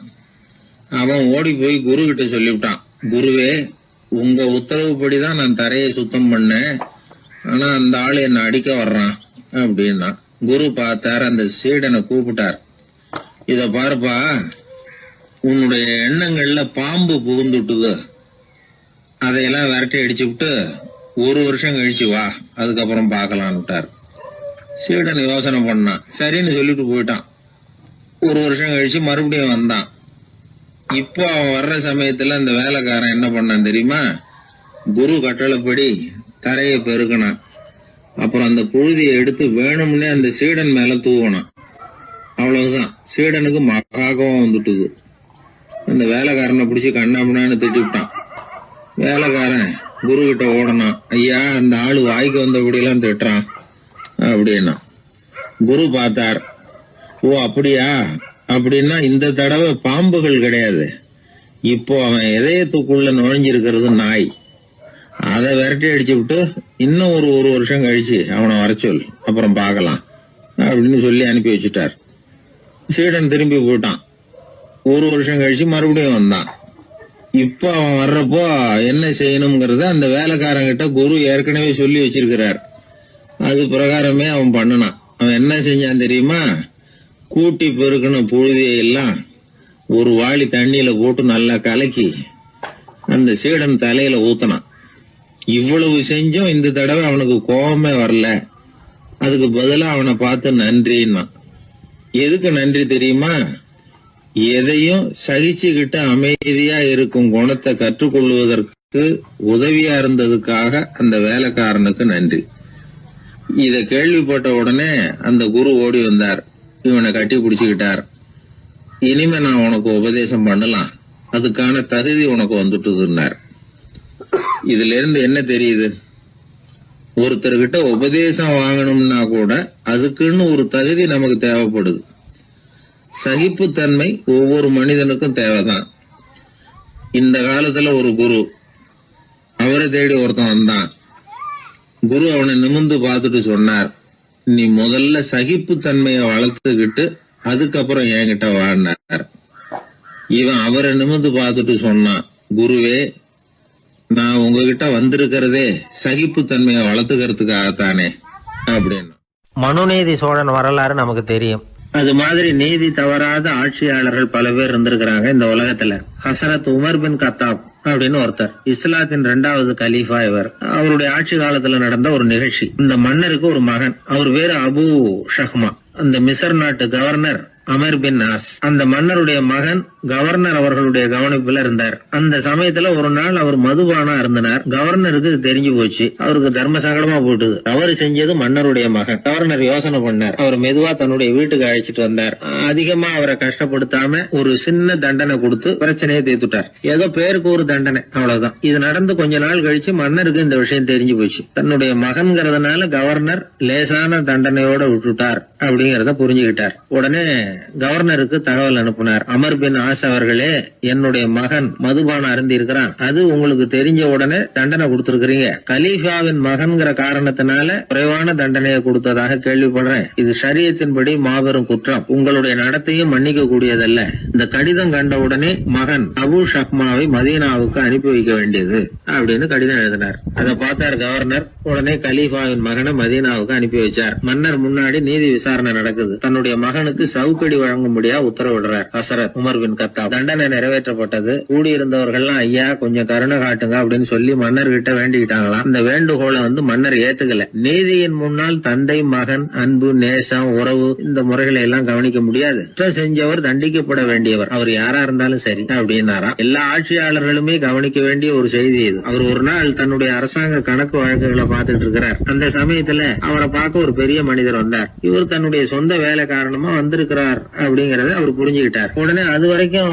எரிஞ்சுகிட்டு இருந்த விளக்க அணைச்சுட்டு இன்னொரு விளக்க ஏற்றி வச்சுக்கிட்டாராம். இந்த செயலுக்கு என்ன காரணம்னு கேட்டிருக்கிறார் வந்தவர். இதுக்கு அவரு சொன்னார், ஐயா நீங்க வந்த போது இங்க எரிஞ்சுகிட்டு இருந்தது அரசாங்க விளக்கு, இப்ப எரியறது சொந்த விளக்கு. சொந்த விஷயங்களை பேசுறப்போ அரசாங்க பணத்தை செலவு பண்ணக்கூடாது, அதனாலதான் விளக்க மாத்தனே அப்படின்னாராம். இப்படிலாம் பல பேர் இந்த உலகத்துல இருந்திருக்கிறாங்க. ஆனா இப்ப எல்லாம் பல பேர் அப்படி இருக்கிறது இல்ல. ஒருத்தர் அப்படிதான் அரசாங்க விஷயங்களை பார்த்துக்கிட்டு உட்கார்ந்து இருக்கிறார். அந்த சமயத்துல ஒரு பெரிய தொழில் அதிபர் அவரை பார்க்க வந்திருக்கிறார். இவரு சடார்னு எழுந்திருச்சு எரிஞ்சுகிட்டு இருந்த விளக்க அணைச்சுட்டார். எங்கும் ஒரே இருட்டு. ஏன் விளக்க அணைச்சுட்டீங்கன்னு கேட்டிருக்கிறார் வந்தவர். இங்க நடக்கிறது மத்தவங்க கண்ணுல பற்றக்கூடாது அப்படிங்கறதுக்காக தான் விளக்க அணைச்சேன். நீங்க கொண்டு வந்திருக்கிறத அப்படி ஒரு ஓரமா வச்சுட்டு போடுங்க, அதுக்கப்புறமா விளக்க போட்டு நான் எடுத்துக்கிறேன் அப்படின்னாராம் இவர். ஒரு குழந்தை அம்மா கிட்ட போச்சு, அம்மா என்ன தூக்கிக்க. உடனே அந்த அம்மா அந்த குழந்தைய தூக்கி இடுப்புல வச்சுக்கிறாங்க. எந்த பக்கம் வச்சுக்கிறாங்க? இடது பக்கம். பொதுவா குழந்தைய தூக்குறவங்க யாரும் வலது பக்கம் இடுப்புல வச்சுக்கிறது இல்ல. விவரம் தெரியாத சில ஆம்பளைகளை அப்படி தூக்கி வச்சுக்கிட்டு அலையிறது உண்டு. ரொம்ப காலமாவே குழந்தைகளை இடுப்புல இடது பக்கமா வச்சிருக்கிற பழக்கம் தான் இருந்து வந்திருக்குது. இதுக்கு ஆய்வாளர்கள் என்ன காரணம் சொல்றாங்க தெரியுமா? அப்படி இருந்தாதான் குழந்தை சொல்றத, குழந்தை நினைக்கிறத தாயினால நல்லா உணர முடியுதாம். இடது பகுதி ஆட்சி பண்றது, குறிப்பா காதின் தலைமையாக இருக்கிறது வலது பக்கம் தான். அதனால தாய் குழந்தைக்கு பதில் சொல்லவோ, அது என்ன கேக்குதுங்கிறத சீக்கிரமா புரிஞ்சுக்கிட்டு நடந்துக்கவோ அதுதான் சௌரியம் அப்படின்னு ஆய்வாளர்கள் இதுக்கு காரணம் சொல்றாங்க. இதனால என்ன ஆகுதான், தாய்க்கும் குழந்தைக்கும் நெருக்கம் அதிகமாகுதான், குழந்தைக்கும் பாதுகாப்பு அதிகமா. அது மட்டும் இல்ல, ஒரு தாய் தன்னுடைய குழந்தைய இடுப்புல சுமக்கிறதுனால அவள் நினைக்கிறத, அவளோட இதய துடிப்ப குழந்தை உணர்தான். 9 மாதத்துக்கு அதிகமா இருந்த இடம் இல்லையா, அதனால அவளை பத்தி நல்லா அறிந்து கொள்ளுகிற வாய்ப்பும் குழந்தைக்கு கிடைக்குது. நம்ம முன்னோர்கள் ரொம்ப காலத்துக்கு முன்னாடியே வலது கையை பார்க்க ஆரம்பிச்சிட்டாங்களாம். அவங்க பயன்படுத்திய கல் ஆயுதங்கள்லாம் வலது பக்கமா தான் தீட்டப்பட்டிருக்குது. அதுல இருந்து நமக்கு என்ன தெரியுதுன்னா, வலது கையை தான் உபயோகப்படுத்தி இருக்கிறாங்கிறது தெரியுது. இப்படி எல்லாம் இருந்தா கூட இன்னைக்கு நம்மள 10ல் ஒருத்தருக்கு ஒரு பழக்கம் உண்டு, அது இடது கை பழக்கம். ஆனாலும் 2 கைகளும் ஒற்றுமையா இருக்கிறதுக்கு தான் ரொம்பவும் முயற்சி பண்ணுதான். இப்போ வலது கை பழக்கம் உள்ளவங்க பேசுறதுக்கு, எழுதுறதுக்கு செயல்படுத்துற தலைமையகம் தலையின் பின்புறம் பிடரியில் இருக்குது. இடது கை பழக்கம் உள்ளவங்களுக்கு மூளையில 2 பக்கங்கள்லயும் தலைமையகம் இருக்குது. இது விஞ்ஞானிகள் சொல்றது. எத்தனையோ மேதைகள் இடது கை பழக்கம் உள்ளவங்களா இருந்திருக்கிறாங்க. அமெரிக்க மேதை பெஞ்சமின் பிராங்க்லின், இத்தாலிய ஓவியர் லியோனார்டோ டாவின்சி, இப்படி நிறைய பேர் இருந்திருக்கிறாங்க, இப்பவும் இருக்கிறாங்க. காலங்காலமா இயல்பாவே இடது கை பழக்கம் இருந்து வந்திருக்குது. அப்படி இருக்கிறப்போ வலது கை எப்போ இடது கைய வென்றது, ஜெயிச்சது அப்படிங்கிற விவரம் இன்னமும் யாருக்குமே புரியல. ஆய்வாளர்களுக்கும் புரியல. அவங்களும் யோசிச்சுக்கிட்டு இருக்கிறாங்க. உலகம் இடது பக்கமா தான் சுத்துது. வானத்துல இருக்கிற வெள்ளி வீதி, அப்புறம் அணுவுல இருக்கிற துணுக்குகள், உடம்புல இருக்கிற அமினோ அமிலம், இப்படி எல்லாமே இடதுபுறமா தான் இயங்கிட்டு இருக்குது. இவ்வளவு செய்திகள் இடது கைக்கு ஆதரவா இருக்கிறப்போ அது எப்படி வலது கை கிட்ட ஏமாந்தது அப்படிங்கிற ரகசியம் இன்னமும் யாருக்கும் தெரியலையா. இது சம்பந்தமா ஆராய்ச்சி பண்றவங்களுக்கு இது இன்னமும் ஒரு பிரச்சனையா தான் இருக்குதாம். இப்படி இடது கை ஒதுங்கிட்டதுனால இப்பெல்லாம் வலது கைக்கு தான் மரியாதை அதிகமா போச்சு. ஒரு ஆசாமி இடது கையில கட்டு போட்டுட்டு வந்தானா, கையில என்னப்பா கட்டுன்னு விசாரிச்சிருக்கிறார் ஒருத்தர். ஒரு இயந்திரத்தை பிரிச்சு ரிப்பேர் பார்த்துக்கிட்டு இருந்தேன், மறுபடியும் அதை ஓட விட்டு பாக்குறப்போ இடது கை விரல் மாட்டிக்கிட்டது, அதுதான் கட்டு அப்படின்னு இருக்கான். நல்ல வேளை வலது கை மாட்டியிருந்தா உன்னால சாப்பிட கூட கஷ்டமா போயிருக்குமே என்னார் அவர். இதுக்கு அவன் சொன்னானா, முதல்ல வலது கை தாங்க மாட்டிக்க இருந்தது, நான் தான் உடனே புத்திசாலித்தனமா அதை இழுத்துக்கிட்டு இடது கையை கொடுத்தேன் அப்படின்னு இருக்கான். இவன் எப்பேற்பட்ட புத்திசாலி பாருங்க. இந்த வலது கை இடது கைங்கிறத பத்தி அறிவியல் ஆராய்ச்சி ஒரு பக்கம் இருந்தாலும் கை சுத்தமா இருக்கணும், இது வாழ்க்கைக்கு முக்கியம். உண்மை, உழைப்பு, நேர்மை இதெல்லாம் இருந்தாதான் வாழ்க்கையில முன்னேற முடியும். அதனால இந்த இடது கை பழக்கம், வலது கை பழக்கம் எது எப்படி இருந்தாலும் அது ஒருத்தருடைய புத்திசாலித்தனத்தை பாதிக்கிறது இல்ல. அதனால வாழ்க்கையில முன்னேறதுக்கு இது ஒரு இடைஞ்சலா இருக்கிறது இல்ல. நாம நம்ம உடம்பையும் புரிஞ்சுக்குவோம், மனசையும் புரிஞ்சுக்குவோம். அப்படி புரிந்து கொண்டு வாழ்க்கையில முன்னேறுவோம். ஒரு இளைஞன், வசதியான குடும்பம், அவனுக்கு வாழ்க்கையில நிம்மதி இல்ல, வாழவே பிடிக்கல, எல்லாம் வெறுத்து போச்சு. என்ன பண்ணலாம்னு யோசனை பண்ணான். ஒரு குருவை தேடிட்டு போனான். அவர்கிட்ட தான் வந்த விவரத்தை சொல்லி ஏதாவது வழி சொல்லுங்க சுவாமின்னு கேட்டான். அவரு பார்த்தார், சரி அதுக்கு முன்னாடி உன்னை பத்தி கொஞ்சம் சொல்லு, எவ்வளவு படிச்சிருக்கிற, என்ன தெரியும் உனக்கு அப்படின்னு கேட்டார். சுவாமி, நான் ஒழுங்கா படிக்கல, எதுவும் தெரியாது, ஆனா ஒண்ணு, கொஞ்சம் சதுரங்கம் ஆட தெரியும் எனக்கு, அவ்வளவுதான். குரு கொஞ்சம் யோசனை பண்ணார். பக்கத்துல இருந்த ஒரு சீடனை கூப்பிட்டார். அவங்கிட்ட ஒரு பேரை சொல்லி, நீ உடனே போய் அந்த பிக்ஷுவை இங்க கூப்பிட்டுட்டு வா அப்படின்னார். வரும்பொழுது ஒரு சதுரங்க பலகையும் அதுல விளையாடுறதுக்கான காய்களையும் எடுத்துட்டு வா, அப்படியே நம்ம சீடர்கள் எல்லாரையும் இங்க வர சொல்லு அப்படின்னு சொன்னார். கொஞ்ச நேரத்துல எல்லாரும் வந்து சேர்ந்தாங்க. சதுரங்க பலகையை கொண்டாந்து வச்சாங்க. அந்த பிட்சுவும் வந்து சேர்ந்தார். குரு முன்னாடி அடக்கமா நின்னார். குரு அவரை கிட்டத்துல கூப்பிட்டு கொஞ்ச நேரம் சதுரங்கம் ஆடணும்னார். அந்த பிட்சுவுக்கு சதுரங்கம்னா என்னன்னு தெரியாது. இருந்தாலும் மறுப்பு எதுவும் சொல்லல. குரு சொன்னார், பிட்சுவே, நீர் என்னுடைய சீடர், என்னுடைய பேச்சை மறுக்காதவர். உம்முடைய அடக்கத்தையும் பணிவையும் நான் அறிவேன். எனக்காக உயிரையும் கொடுக்கறதாக சொல்லியிருக்கிறீங்க. இப்போ அதுக்கான வாய்ப்பு வந்திருக்குது. நீங்க இந்த இளைஞனோட சதுரங்கம் ஆடணும். தோத்து போனா இந்த வாளால தலையை சீவி விடுவேன். ஆனா இறந்தால் உமக்கு சொர்க்கம் நிச்சயம். நீங்கள் வெற்றி பெற்றுட்டா தோற்று போன இந்த இளைஞனின் தலையை சீவி விடுவேன். சரி, இப்போ நீங்க ஆட ஆரம்பிக்கலாம்னார். ஆட்டம் ஆரம்பமாச்சு. அந்த பிட்சு முகத்துல சலனமே இல்ல. சாவை பத்தி கவலைப்பட்டதாவே தெரியல. எதுவும் புரியலன்னாலும் குருவின் கட்டளைங்கிறதுனால ஏதோ ஒரு காயை நகர்த்திட்டு இருந்தார். சுத்தி இருந்த சீடர்கள் முகத்துல திகில், பயம், பாவம், நம்ம பிட்சு நிலைமை இப்படி ஆயிட்டுதே அப்படிங்கிற கவலை. குரு கையில பெரிய வாள் பளபளப்பா தயாரா இருக்குது. பிட்சு காயை நகர்த்துறது ஆரம்பத்திலேயே ஆச்சரியமா தெரிஞ்சாலும் அவருக்கு சதுரங்கம் பத்தி எதுவுமே தெரியாதுங்கிறது இளைஞனுக்கு புரிஞ்சு போச்சு. அவனுக்கு உற்சாகம் வந்துட்டது. சுறுசுறுப்பா காய்களை நகர்த்த ஆரம்பிச்சான். பிட்சு கொஞ்சம் கொஞ்சமா தோத்துக்கிட்டே வந்தார். சுத்தி இருக்கிற சீடர்கள் முகத்துல சொல்ல முடியாத வேதனை. இளைஞன் முகத்துல மகிழ்ச்சி. நிமிர்ந்து பார்த்தான் எதிரில இருந்த பிட்சுவை. அவர் முகத்தை பார்த்ததும் இவனுக்கு ரொம்ப பாவமா இருந்தது. அந்த முகத்துலதான் எவ்வளவு சாந்தம், எவ்வளவு இனிமை, அவர் கண்கள்ல எவ்வளவு கருணை. இவர் சாகத்தான் வேணுமா? இளைஞன் யோசிக்க ஆரம்பிச்சான். நாம இறந்து போனா யாருக்கும் எந்த இழப்பும் இல்ல. வீணாகி போன தன்னுடைய வாழ்வும் சாவும் யாரையும் பாதிக்க போறதில்ல. ஆனா துறவியும் ஞானியுமான கருணை மிக்க இந்த பிட்சு இறந்தா அது எவ்வளவு பெரிய இழப்பு. அதுக்கு நாம காரணமா இருக்கிறதா அப்படின்னு நினைச்சு பார்த்தான் அந்த இளைஞன். உடனே கண்ணாமண்ணான்னு விளையாட ஆரம்பிச்சுட்டான். அதாவது தான் தோத்து போகணுங்கிறதுக்காகவே. ஆட்டத்தை கூர்ந்து கவனிச்சுக்கிட்டு இருந்த குரு திடீர்னு சதுரங்க பலகையை கழுத்து தள்ளினார். காய்கள்லாம் செதறி போட்டுது. எல்லாரும் திகைச்சு போட்டாங்க. யாருக்கும் வெற்றி தோல்வி இல்லைன்னு அறிவிக்கிறேன் குரு. தம்பி, உன்னுடைய மன ஒருமைப்பாட்டை கவனிச்சேன். முழுமையா ஆட்டத்துல மூழ்கி போனதையும் பார்த்தேன். கடைசியில உயிர் தியாகம் பண்ண முடிவெடுத்து தாறுமாறா ஆட ஆரம்பிச்சதையும் கவனிச்சேன். வாழ்க்கை என்னங்கிறதும் எந்த வாழ்க்கை பயனுள்ள வாழ்க்கைங்கிறதும் உனக்கு புரிஞ்சுட்டுது. இப்ப இங்க அதை நீ கத்துக்கிட்ட. உன்னுடைய மனம் பக்குவ நிலை அடைஞ்சுட்டுது.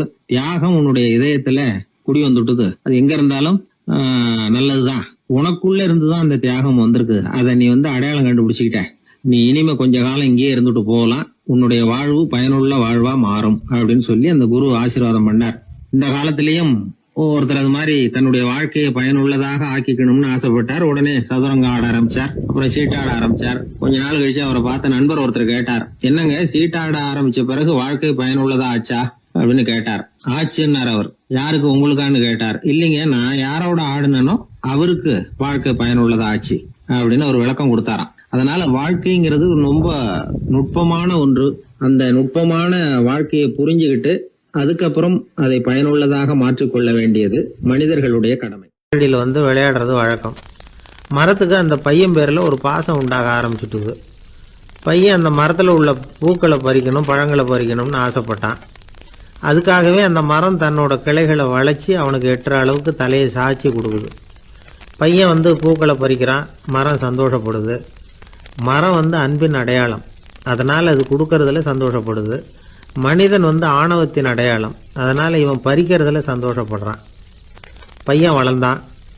அந்த மரத்தின் மடியிலேயே படுத்து தூங்கினான். பூக்களை பறித்து மலர் கிரீடம் பண்ணி தலையில் சூடிக்கிட்டான். பழங்களை பறித்தான், சாப்பிட்டான். அதை பார்த்து அந்த மரம் சந்தோஷப்பட்டுது. கொஞ்ச நாளாச்சு. பையன் இன்னும் கொஞ்சம் பெரியவனானான். அந்த மரத்து மேலே ஏறி கிளையில் உட்காந்துக்கிட்டு ஊஞ்சல் ஆட ஆரம்பித்தான். அவனுக்கு சௌகரியத்தை கொடுக்கறதுல மரத்துக்கு ஆனந்தம், மரத்துக்கு அசௌகரியத்தை கொடுக்கறதுல அவனுக்கு ஆனந்தம். இது அன்புக்கும் ஆணவத்துக்கும் உள்ள வித்தியாசம். பையன் இன்னும் கொஞ்சம் வளர்ந்தான்.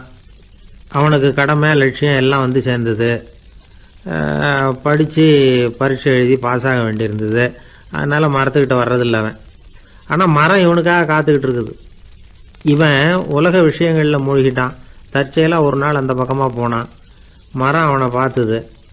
மறந்துட்டியா என்ன, நான் உன்னை பார்க்கணும்னு ஆவலாக காத்துக்கிட்டு இருக்கேனே அப்படின்னுது. இவன் பார்த்தான். நீ என்ன வச்சிருக்கிற, நான் உங்ககிட்ட ஏன் வரணும், உங்ககிட்ட பணம் இருக்குதா சொல்லு, வர்றேன். ஏன்னா நான் இப்போ பணத்தை தான் தேடிக்கிட்டு இருக்கிறேன் அப்படின்னா. உனக்கு பணம் தானே வேணும், என்னுடைய பழங்களை பறிச்சிக்கோ, அதையெல்லாம் விற்பனை பண்ணு, பணம் கிடைக்கும் அப்படின்னு அந்த மரம். உடனே இவன் மரத்தில் ஏறினான். பழங்களை பறித்தான். பழுக்காத காய்களையும் சேர்த்து பறித்தான். தன்னோட கிளை கொம்புகள் உடைஞ்சா கூட அதுக்காக அந்த மரம் கவலைப்படலை, சந்தோஷப்பட்டுது. இவன் பழங்களை பொறுக்கிட்டு அந்த மரத்துக்கு ஒரு நன்றி கூட சொல்லாமல் அவன் பாட்டுக்கு போட்டான். அதுக்கப்புறம் அந்த பக்கமே திரும்பலை. பணம் சம்பாதிக்கிறதுலேயே குறியாக இருந்தான். மரத்துக்கு மறுபடியும் வருத்தம், அவன் வரலையேன்னு. பல வருஷம் கழித்து அவன் வந்தான். வா மகனே, என்னை வந்து கட்டி பிடிச்சிக்கொண்டுது அந்த மரம். நான் என்ன இன்னமும் சின்ன பிள்ளையா உன்னை வந்து கட்டி பிடிச்சிக்கிறதுக்கு அப்படின்னா அவன். நான் இப்போ ஒரு வீடு கட்ட போகிறேன், அதுக்கு உன்னால் உதவ முடியுமா அப்படின்னா. என்னுடைய கிளைகளை வெட்டிக்கோ அப்படின்னுது மரம். கொஞ்ச நேரத்தில் மரத்தை அப்படியே மொட்டை அடிச்சுட்டான். மறுபடியும் கொஞ்ச காலம் கழிச்சு அந்த மனுஷன் வயசாகி ரொம்ப கிழவனாக போட்டான் அவன். அதுக்கப்புறம் வந்தான். நான் தூர தேசங்களுக்கு போய் பணம் சம்பாதிக்கணும்னு ஆசைப்பட்றேன். நான் பிரயாணம் பண்ணுறதுக்கு ஒரு படகு தேவை, அதுக்கு நீ உதவி செய்ய முடியுமான்னா. அது ஒன்றும் பெரிய பிரச்சனை இல்லை, என்னுடைய அடிமரத்தை வெட்டிக்கோன்னுது அந்த மரம். அவன் வெட்டினான், படகு செஞ்சான், போயிட்டான். இனிமேல் திரும்பி வருவானோ மாட்டானோ அது தெரியாது. ஆனால் இந்த அடிமரம் அவனுக்காக காத்துக்கிட்டு இருக்கும். ஏன்னா இது அன்பின் அடையாளம், அவன் ஆணவத்தின் அடையாளம். அன்பு வந்து கொடுக்கறதுக்கு தான் ஆசைப்படும், ஆணவம் வாங்கிறதுக்கு தான் ஆசைப்படும். இப்படி ஒரு கதையை ஒரு பெரியவர் சொல்லியிருக்கிறார். அதை வந்து நாம் சிந்திச்சு பார்க்கணும். எல்லாமே நாற்காலிக்கு ஆசைப்படாதவர்கள் அப்படின்னு சொல்லிட முடியாது. ஏன்னா நிறைய பேர் நாற்காலிக்கு ஆசைப்படுறவங்கள நாம் பார்க்குறோம். உட்கார்றதுக்கு ஒரு நாற்காலி கிடைச்சிடாதா, அதோட ஒரு கால் உடஞ்சி முக்காலியாக இருந்தாலும் பரவாயில்ல, ஒரு மாதிரியாக அனுசரித்து உட்காந்துக்கலாம் அப்படின்னு அலையிறவங்க எத்தனை பேர்? இந்த காலத்தில் மட்டும்தான் அப்படின்னு இல்லை, அந்த காலத்துலேயும் இதே மாதிரி ஆசைகள் சபலங்கள் இருந்திருக்கும் போல இருக்குது. பரமசிவன் வந்து வசிஷ்டருக்கு ஒரு விசேஷமான ஆசனத்தை கொடுத்துருந்தாராம். சரி, அப்படி என்ன அதில் விசேஷம்னா, வசிஷ்டர் ஒரு குறிப்பிட்ட இடத்துக்கு போகணும்னு நினச்சி புறப்படுறாருன்னு வச்சுக்கோங்க. அவருக்கு முன்னாடியே இந்த ஆசனம் புறப்பட்டுரும். போய் ஒரு வசதியான இடமா பார்த்து இருந்துக்கும். வசிஷ்டர் போவார். அங்கே போனதும் எங்கே உட்காரலாம்ங்கிற இட பிரச்சனையெல்லாம் அவருக்கு ஏற்படுறதில்ல. அதுதான் இவருடைய இருக்கை வந்து அங்கே முன்னாடியே போய் காத்துக்கிட்டு இருக்குதே. நேராக போவார், அதில் உட்காந்துக்குவார். மற்ற முனிவர்கள்லாம் இதை பார்த்தாங்க. அவங்களுக்கு பொறாமையாக இருந்துதான். எல்லாரும் ஒரு இடத்துல கூடி இதை பற்றி பேசியிருக்கிறாங்க. என்ன இது, நாமளும் அவரை மாதிரி தானே இருக்கிறோம், இருந்தாலும் நமக்கும் அது மாதிரி ஒரு ஆசனம் கிடைக்கலையே அப்படின்னு யோசனை பண்ணியிருக்காங்க. சரி, நேராக பரமசிவன்கிட்டே போவோம், இதை பற்றி கேட்போம் அப்படின்னு நினச்சிக்கிட்டு போனாங்களாம். பரமசிவனை பார்த்துருக்குறாங்க. ஐயா, நாங்களும் முனிவர்கள் தானே, வசிஷ்டர் பண்ணுறது மாதிரி நாங்களும் உங்களை குறித்து கடும் தவம் பண்ணிக்கிட்டு தானே இருக்கிறோம். அப்படி இருக்கும் பொழுது அவருக்கு மட்டும் ஏன் இந்த விசேஷ சலுகை அப்படின்னு கேட்டிருக்காங்க. அதுக்கு பரமசிவன் சொன்னாராம், முனிவர்களே, உங்கள் கேள்விக்கு நான் பதில் சொல்கிறேன், ஆனால் அதுக்கு முன்னாடி நீங்கள் ஒரு காரியம் பண்ணணும்னாராம். என்ன செய்யணும் சொல்லுங்கன்றிருக்காங்க. நீங்கள் ஒவ்வொருத்தரும் தனித்தனியாக போய் உங்களை விட உயர்ந்த ஒருத்தரை தேடி கண்டுபிடிச்சி அவருக்கு அதிதி பூஜை பண்ணி அவரை ஒரு மண்டலத்துக்குள்ளே என்கிட்ட அழைச்சிட்டு வந்துருங்க அப்படின்னாராம். சரின்னு எல்லாரும் புறப்பட்டுருக்காங்க. அவங்க போனதுக்கப்புறம் நந்தி தேவனை அழைச்சி வசிஷ்டரை கூப்பிட்டுக்கிட்டு வர சொன்னாராம். அவர் வந்தார், வணங்கினார். வசிஷ்டரே, இன்னையிலேருந்து ஒரு மண்டலத்துக்குள்ளே உங்களை விட தாழ்ந்தவர் ஒருத்தரை தேடி கண்டுபிடிச்சி அவருக்கு அதிதி பூஜை பண்ணி அவரை என்கிட்ட கூப்பிட்டுட்டு வாங்கன்னு விட்டார். சரின்னு இவரும் புறப்பட்டு போயிட்டார். கொஞ்ச நாள் ஆச்சு. முனிவர்கள்லாம் திரும்பி வந்தாங்க. பரமசிவன் முன்னாடி வந்து நின்னாங்க. ஐயா, எவ்வளவோ தேடி பார்த்துட்டோம், எங்களை விட உயர்ந்தவர்கள் யாருமே கிடைக்கல அப்படின்னாங்களாம். வசிஷ்டரும் வந்து சேர்ந்தார். ஐயா, எவ்வளவோ தேடி பார்த்தேன், என்னை விட தாழ்ந்தவர் யாருமே கிடைக்கல அப்படின்னாராம். அவரே தொடர்ந்து சொன்னார், என்னுடைய மனைவி எனக்கு அடங்கினவ தானே, அவளுக்காவது அதிதி பூஜை பண்ணி அழைச்சிட்டு வந்துடலாமான்னு யோசித்து பார்த்தேன். என்னோட மனசு அதுக்கும் இடம் கொடுக்கல. ஏன்னா அவளோட பதிவிரதத்துக்கு முன்னாடி நாம் ஏமாத்திரம் அப்படின்னு யோசித்து பார்த்தேன். அதனால் அந்த எண்ணத்தையும் கைவிட்டுட்டேன் அப்படின்னு ரொம்ப வருத்தத்தோடு சொன்னாராம். இதை கேட்ட உடனே மற்ற முனிவர்களுக்கு வெக்கமாக போச்சு. இந்த உலகத்தில் நம்மளை விட மேலானவங்க யாருமே இல்லைன்னு நாம் நினச்சோம். வசிஷ்டரோ தன்னை விட தாழ்வானவங்க யாருமே இல்லைன்னு நினைக்கிறார். பரமசிவன் ஏன் அந்த ஆசனத்தை அவருக்கு மட்டும் கொடுத்தார் அப்படிங்கிற கேள்விக்கான பதில் அவங்களுக்கு கிடச்சிட்டு தான். இந்த காலத்தில் நாம் எப்படி நினைக்கிறோம்னா, எல்லாரும் நம்மளை விட மட்டமானவங்கன்னு நினைக்கிறோம். அதனால் நாம் மட்டும் நாற்காலியில் உட்காந்தா போதும் அப்படின்னு நினைக்கிறோம். ஏமாந்து போனவங்க சந்தர்ப்பம் பார்த்து காலை வாரி விட்டுடுறாங்க, கீழே விழுந்து காலை உடச்சிக்கிறோம். அதுதான் இன்றைக்கி நடக்கிறது. ஒரு அம்மா தன்னோட வீட்டுக்காரரை ஒரு மனோதத்துவ டாக்டர்கிட்ட அழைச்சிட்டு போனாங்களாம். என்ன ப்ராப்ளம்னு கேட்டிருக்கார் டாக்டர். எங்கள் வீட்டுக்காரர் அடிக்கடி நாற்காலியில் உட்காந்து காலை உடச்சிக்கிறார் அப்படின்னாங்களாம். அப்படின்னா அந்த நாற்காலியில் தான் ஏதோ கோளாறு அப்படின்னாராம் டாக்டர். அப்படி இருக்க முடியாது டாக்டர் அப்படின்னாங்களாம் அந்த அம்மா. அது எப்படி அவ்வளோ உறுதியாக சொல்கிறீங்கன்னு கேட்டிருக்கார் அந்த டாக்டர். எங்கள் வீட்டில் நாற்காலியே கிடையாது டாக்டர், இவர் இருக்கிறதா நினச்சிக்கிட்டு உட்கார்றார், அதுதான் ப்ராப்ளம். ஒரே ஒரு ஊர்ல ஒரு ராஜா இருந்தார், ரொம்ப நல்லவர். ஒரு நாள் அரண்மனையில் விசாரணை நடந்துகிட்டு இருக்குது. அதுல ஒரு வழக்கு. ஒரு விவசாயி புகார் கொடுக்குறார். என்ன புகார்னா, அவர் வயல்ல ஆடுகள் மேய்ஞ்சி பயிரை அழிச்சுட்டுது. நிறைய உழைச்சி செலவு பண்ணி பயிரை உண்டாக்கி வச்சிருந்தேன், எல்லாம் போயிட்டுது. இனிமே நான் என்ன செய்யறது, நீங்க தான் சரியான தீர்ப்பு வழங்கணும் அப்படின்னார் அந்த விவசாயி. அந்த ஆடுகளுக்கு சொந்தக்காரர் யாருன்னு கண்டுபிடிச்சி அரண்மனைக்கு அழைச்சிட்டு வாங்கன்னு உத்தரவு போட்டார் ராஜா. சேவகர்கள் போனாங்க, ஆளை கண்டுபிடிச்சாங்க, கூப்பிட்டுக்கிட்டு அரண்மனைக்கு வந்துட்டாங்க. ராஜா விசாரணை பண்ணார். அப்புறம் விசாரித்து முடிச்சுவிட்டு தீர்ப்பு வழங்கினார். இந்த விவசாயி அடைந்திருக்கிற இழப்புக்கு ஈடாக உன்னுடைய ஆடுகளை அவங்ககிட்ட கொடுத்துட வேண்டியது அப்படின்னு சொல்லிவிட்டார். உன்கிட்ட இருக்கிற ஆடு பூரா அவன்கிட்ட கொடுத்துரு, அந்த ஆட்டுனால ஏற்பட்ட இழப்பு சரியா போட்டோம் அப்படின்னு தீர்ப்பு வழங்கிட்டார். அந்த மன்னருடைய மகன் இதை பார்த்துக்கிட்டே உட்காந்துருந்தான். இந்த தீர்ப்பை இன்னும் கூட சிறப்பாக வழங்கலாமே அப்படின்னு நினைச்சான். அப்பா கிட்ட சொன்னான். உடனே அந்த அரசர், சரி நீயே இதுக்கு சரியான தீர்ப்பு சொல்லு அப்படின்னார். அந்த இளவரசன் தீர்ப்பு சொல்றான். அவன் சொன்ன தீர்ப்பு என்னன்னா, உங்ககிட்ட இருக்கிற ஆடுகள் எல்லாத்தையும் ஒரு வருஷ காலத்துக்கு அந்த விவசாயிகிட்ட ஒப்படைச்சிட வேண்டியது. அந்த ஒரு வருஷத்துக்குள்ள அந்த ஆடுகள் போடுற குட்டிகள், பால், எரு எல்லாம் விவசாயி எடுத்துக்க வேண்டியது. ஒரு வருஷத்துக்கு அப்புறம் உங்களுடைய ஆடுகளை நீங்களே திருப்பி வாங்கிக்க வேண்டியது. இதுதான் இளவரசன் சொன்ன தீர்ப்பு. இது சரியான தீர்ப்பு தான். இனிமே என்னுடைய அரச பொறுப்புகளை இளவரசர் வசம் ஒப்படைக்கிறேன் அப்படின்னு சொல்லி ஒப்படைச்சுட்டாராம். அதாவது தாவூத் நபி, சுலைமான் நபி இவர்களுடைய சரித்திரத்தில் இந்த சம்பவம் காணப்படுறதாக ஒரு நண்பர் சொன்னார்.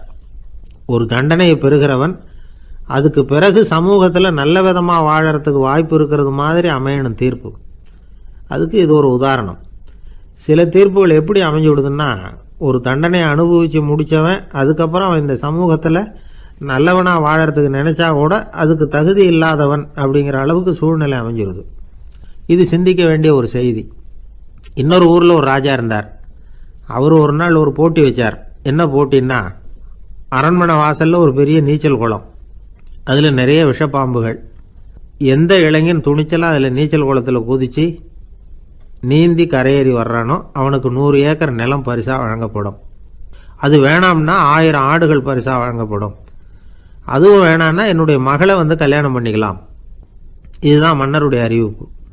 பரிசுலாம் நல்லா தான் இருக்குது, இருந்தாலும் பாம்புகள் உள்ள குளம்ங்கிறது நல்லா இல்லையே. அதனால் யாரும் அதில் குதித்து நீஞ்சறதுக்கு முன் வரல. இருந்தாலும் திடீர்னு ஒரு இளைஞன் அந்த நீச்சல் குளத்தில் குதிச்சான், நீந்தனா ஒரு வழியாக கரையேறி வந்துட்டான். மன்னருக்கு ரொம்ப மகிழ்ச்சி. நீ தான் தைரியமான இளைஞன், வா இப்படின்னு கூப்பிட்டார். கிட்ட வந்தான். அந்த இளைஞன் தண்ணீர் சொட்ட சொட்ட நிற்கிறான். சரி, உனக்கு 100 ஏக்கர் நிலம் வேணுமான்னு கேட்குறார். வேண்டாங்கிறான். சரி, அப்படின்னா 1000 ஆடுகள் வேணுமான்னு கேட்குறார். அதுவும் வேணாங்கிறான். ஓ, அப்படின்னா என் பொண்ணை கல்யாணம் பண்ணிக்கிறியா அப்படின்னு கேட்குறாரு. அதுவும் வேணாங்கிறான். ராஜாவுக்கு ஒன்றும் புரியல. அப்படின்னா உனக்கு என்னதான் வேணும் அப்படிங்கிறார். என்னை பிடிச்சி இந்த குளத்துல தள்ளி விட்டவன் யாருங்கிறது எனக்கு தெரியணும் அப்படின்னா. 1944 வருஷத்துல ஒரு நாள் மொரார்ஜி தேசாய் எரவாடா சிறையில் இருந்தார். காவல்துறை உயர் அதிகாரி ஒருத்தர் வர்றார். மொரார்ஜி தேசாய சிறை அதிகாரி அலுவலகத்துக்கு அழைச்சிட்டு போறார். சிறை அதிகாரி ஒரு தகவலை சொல்றார்.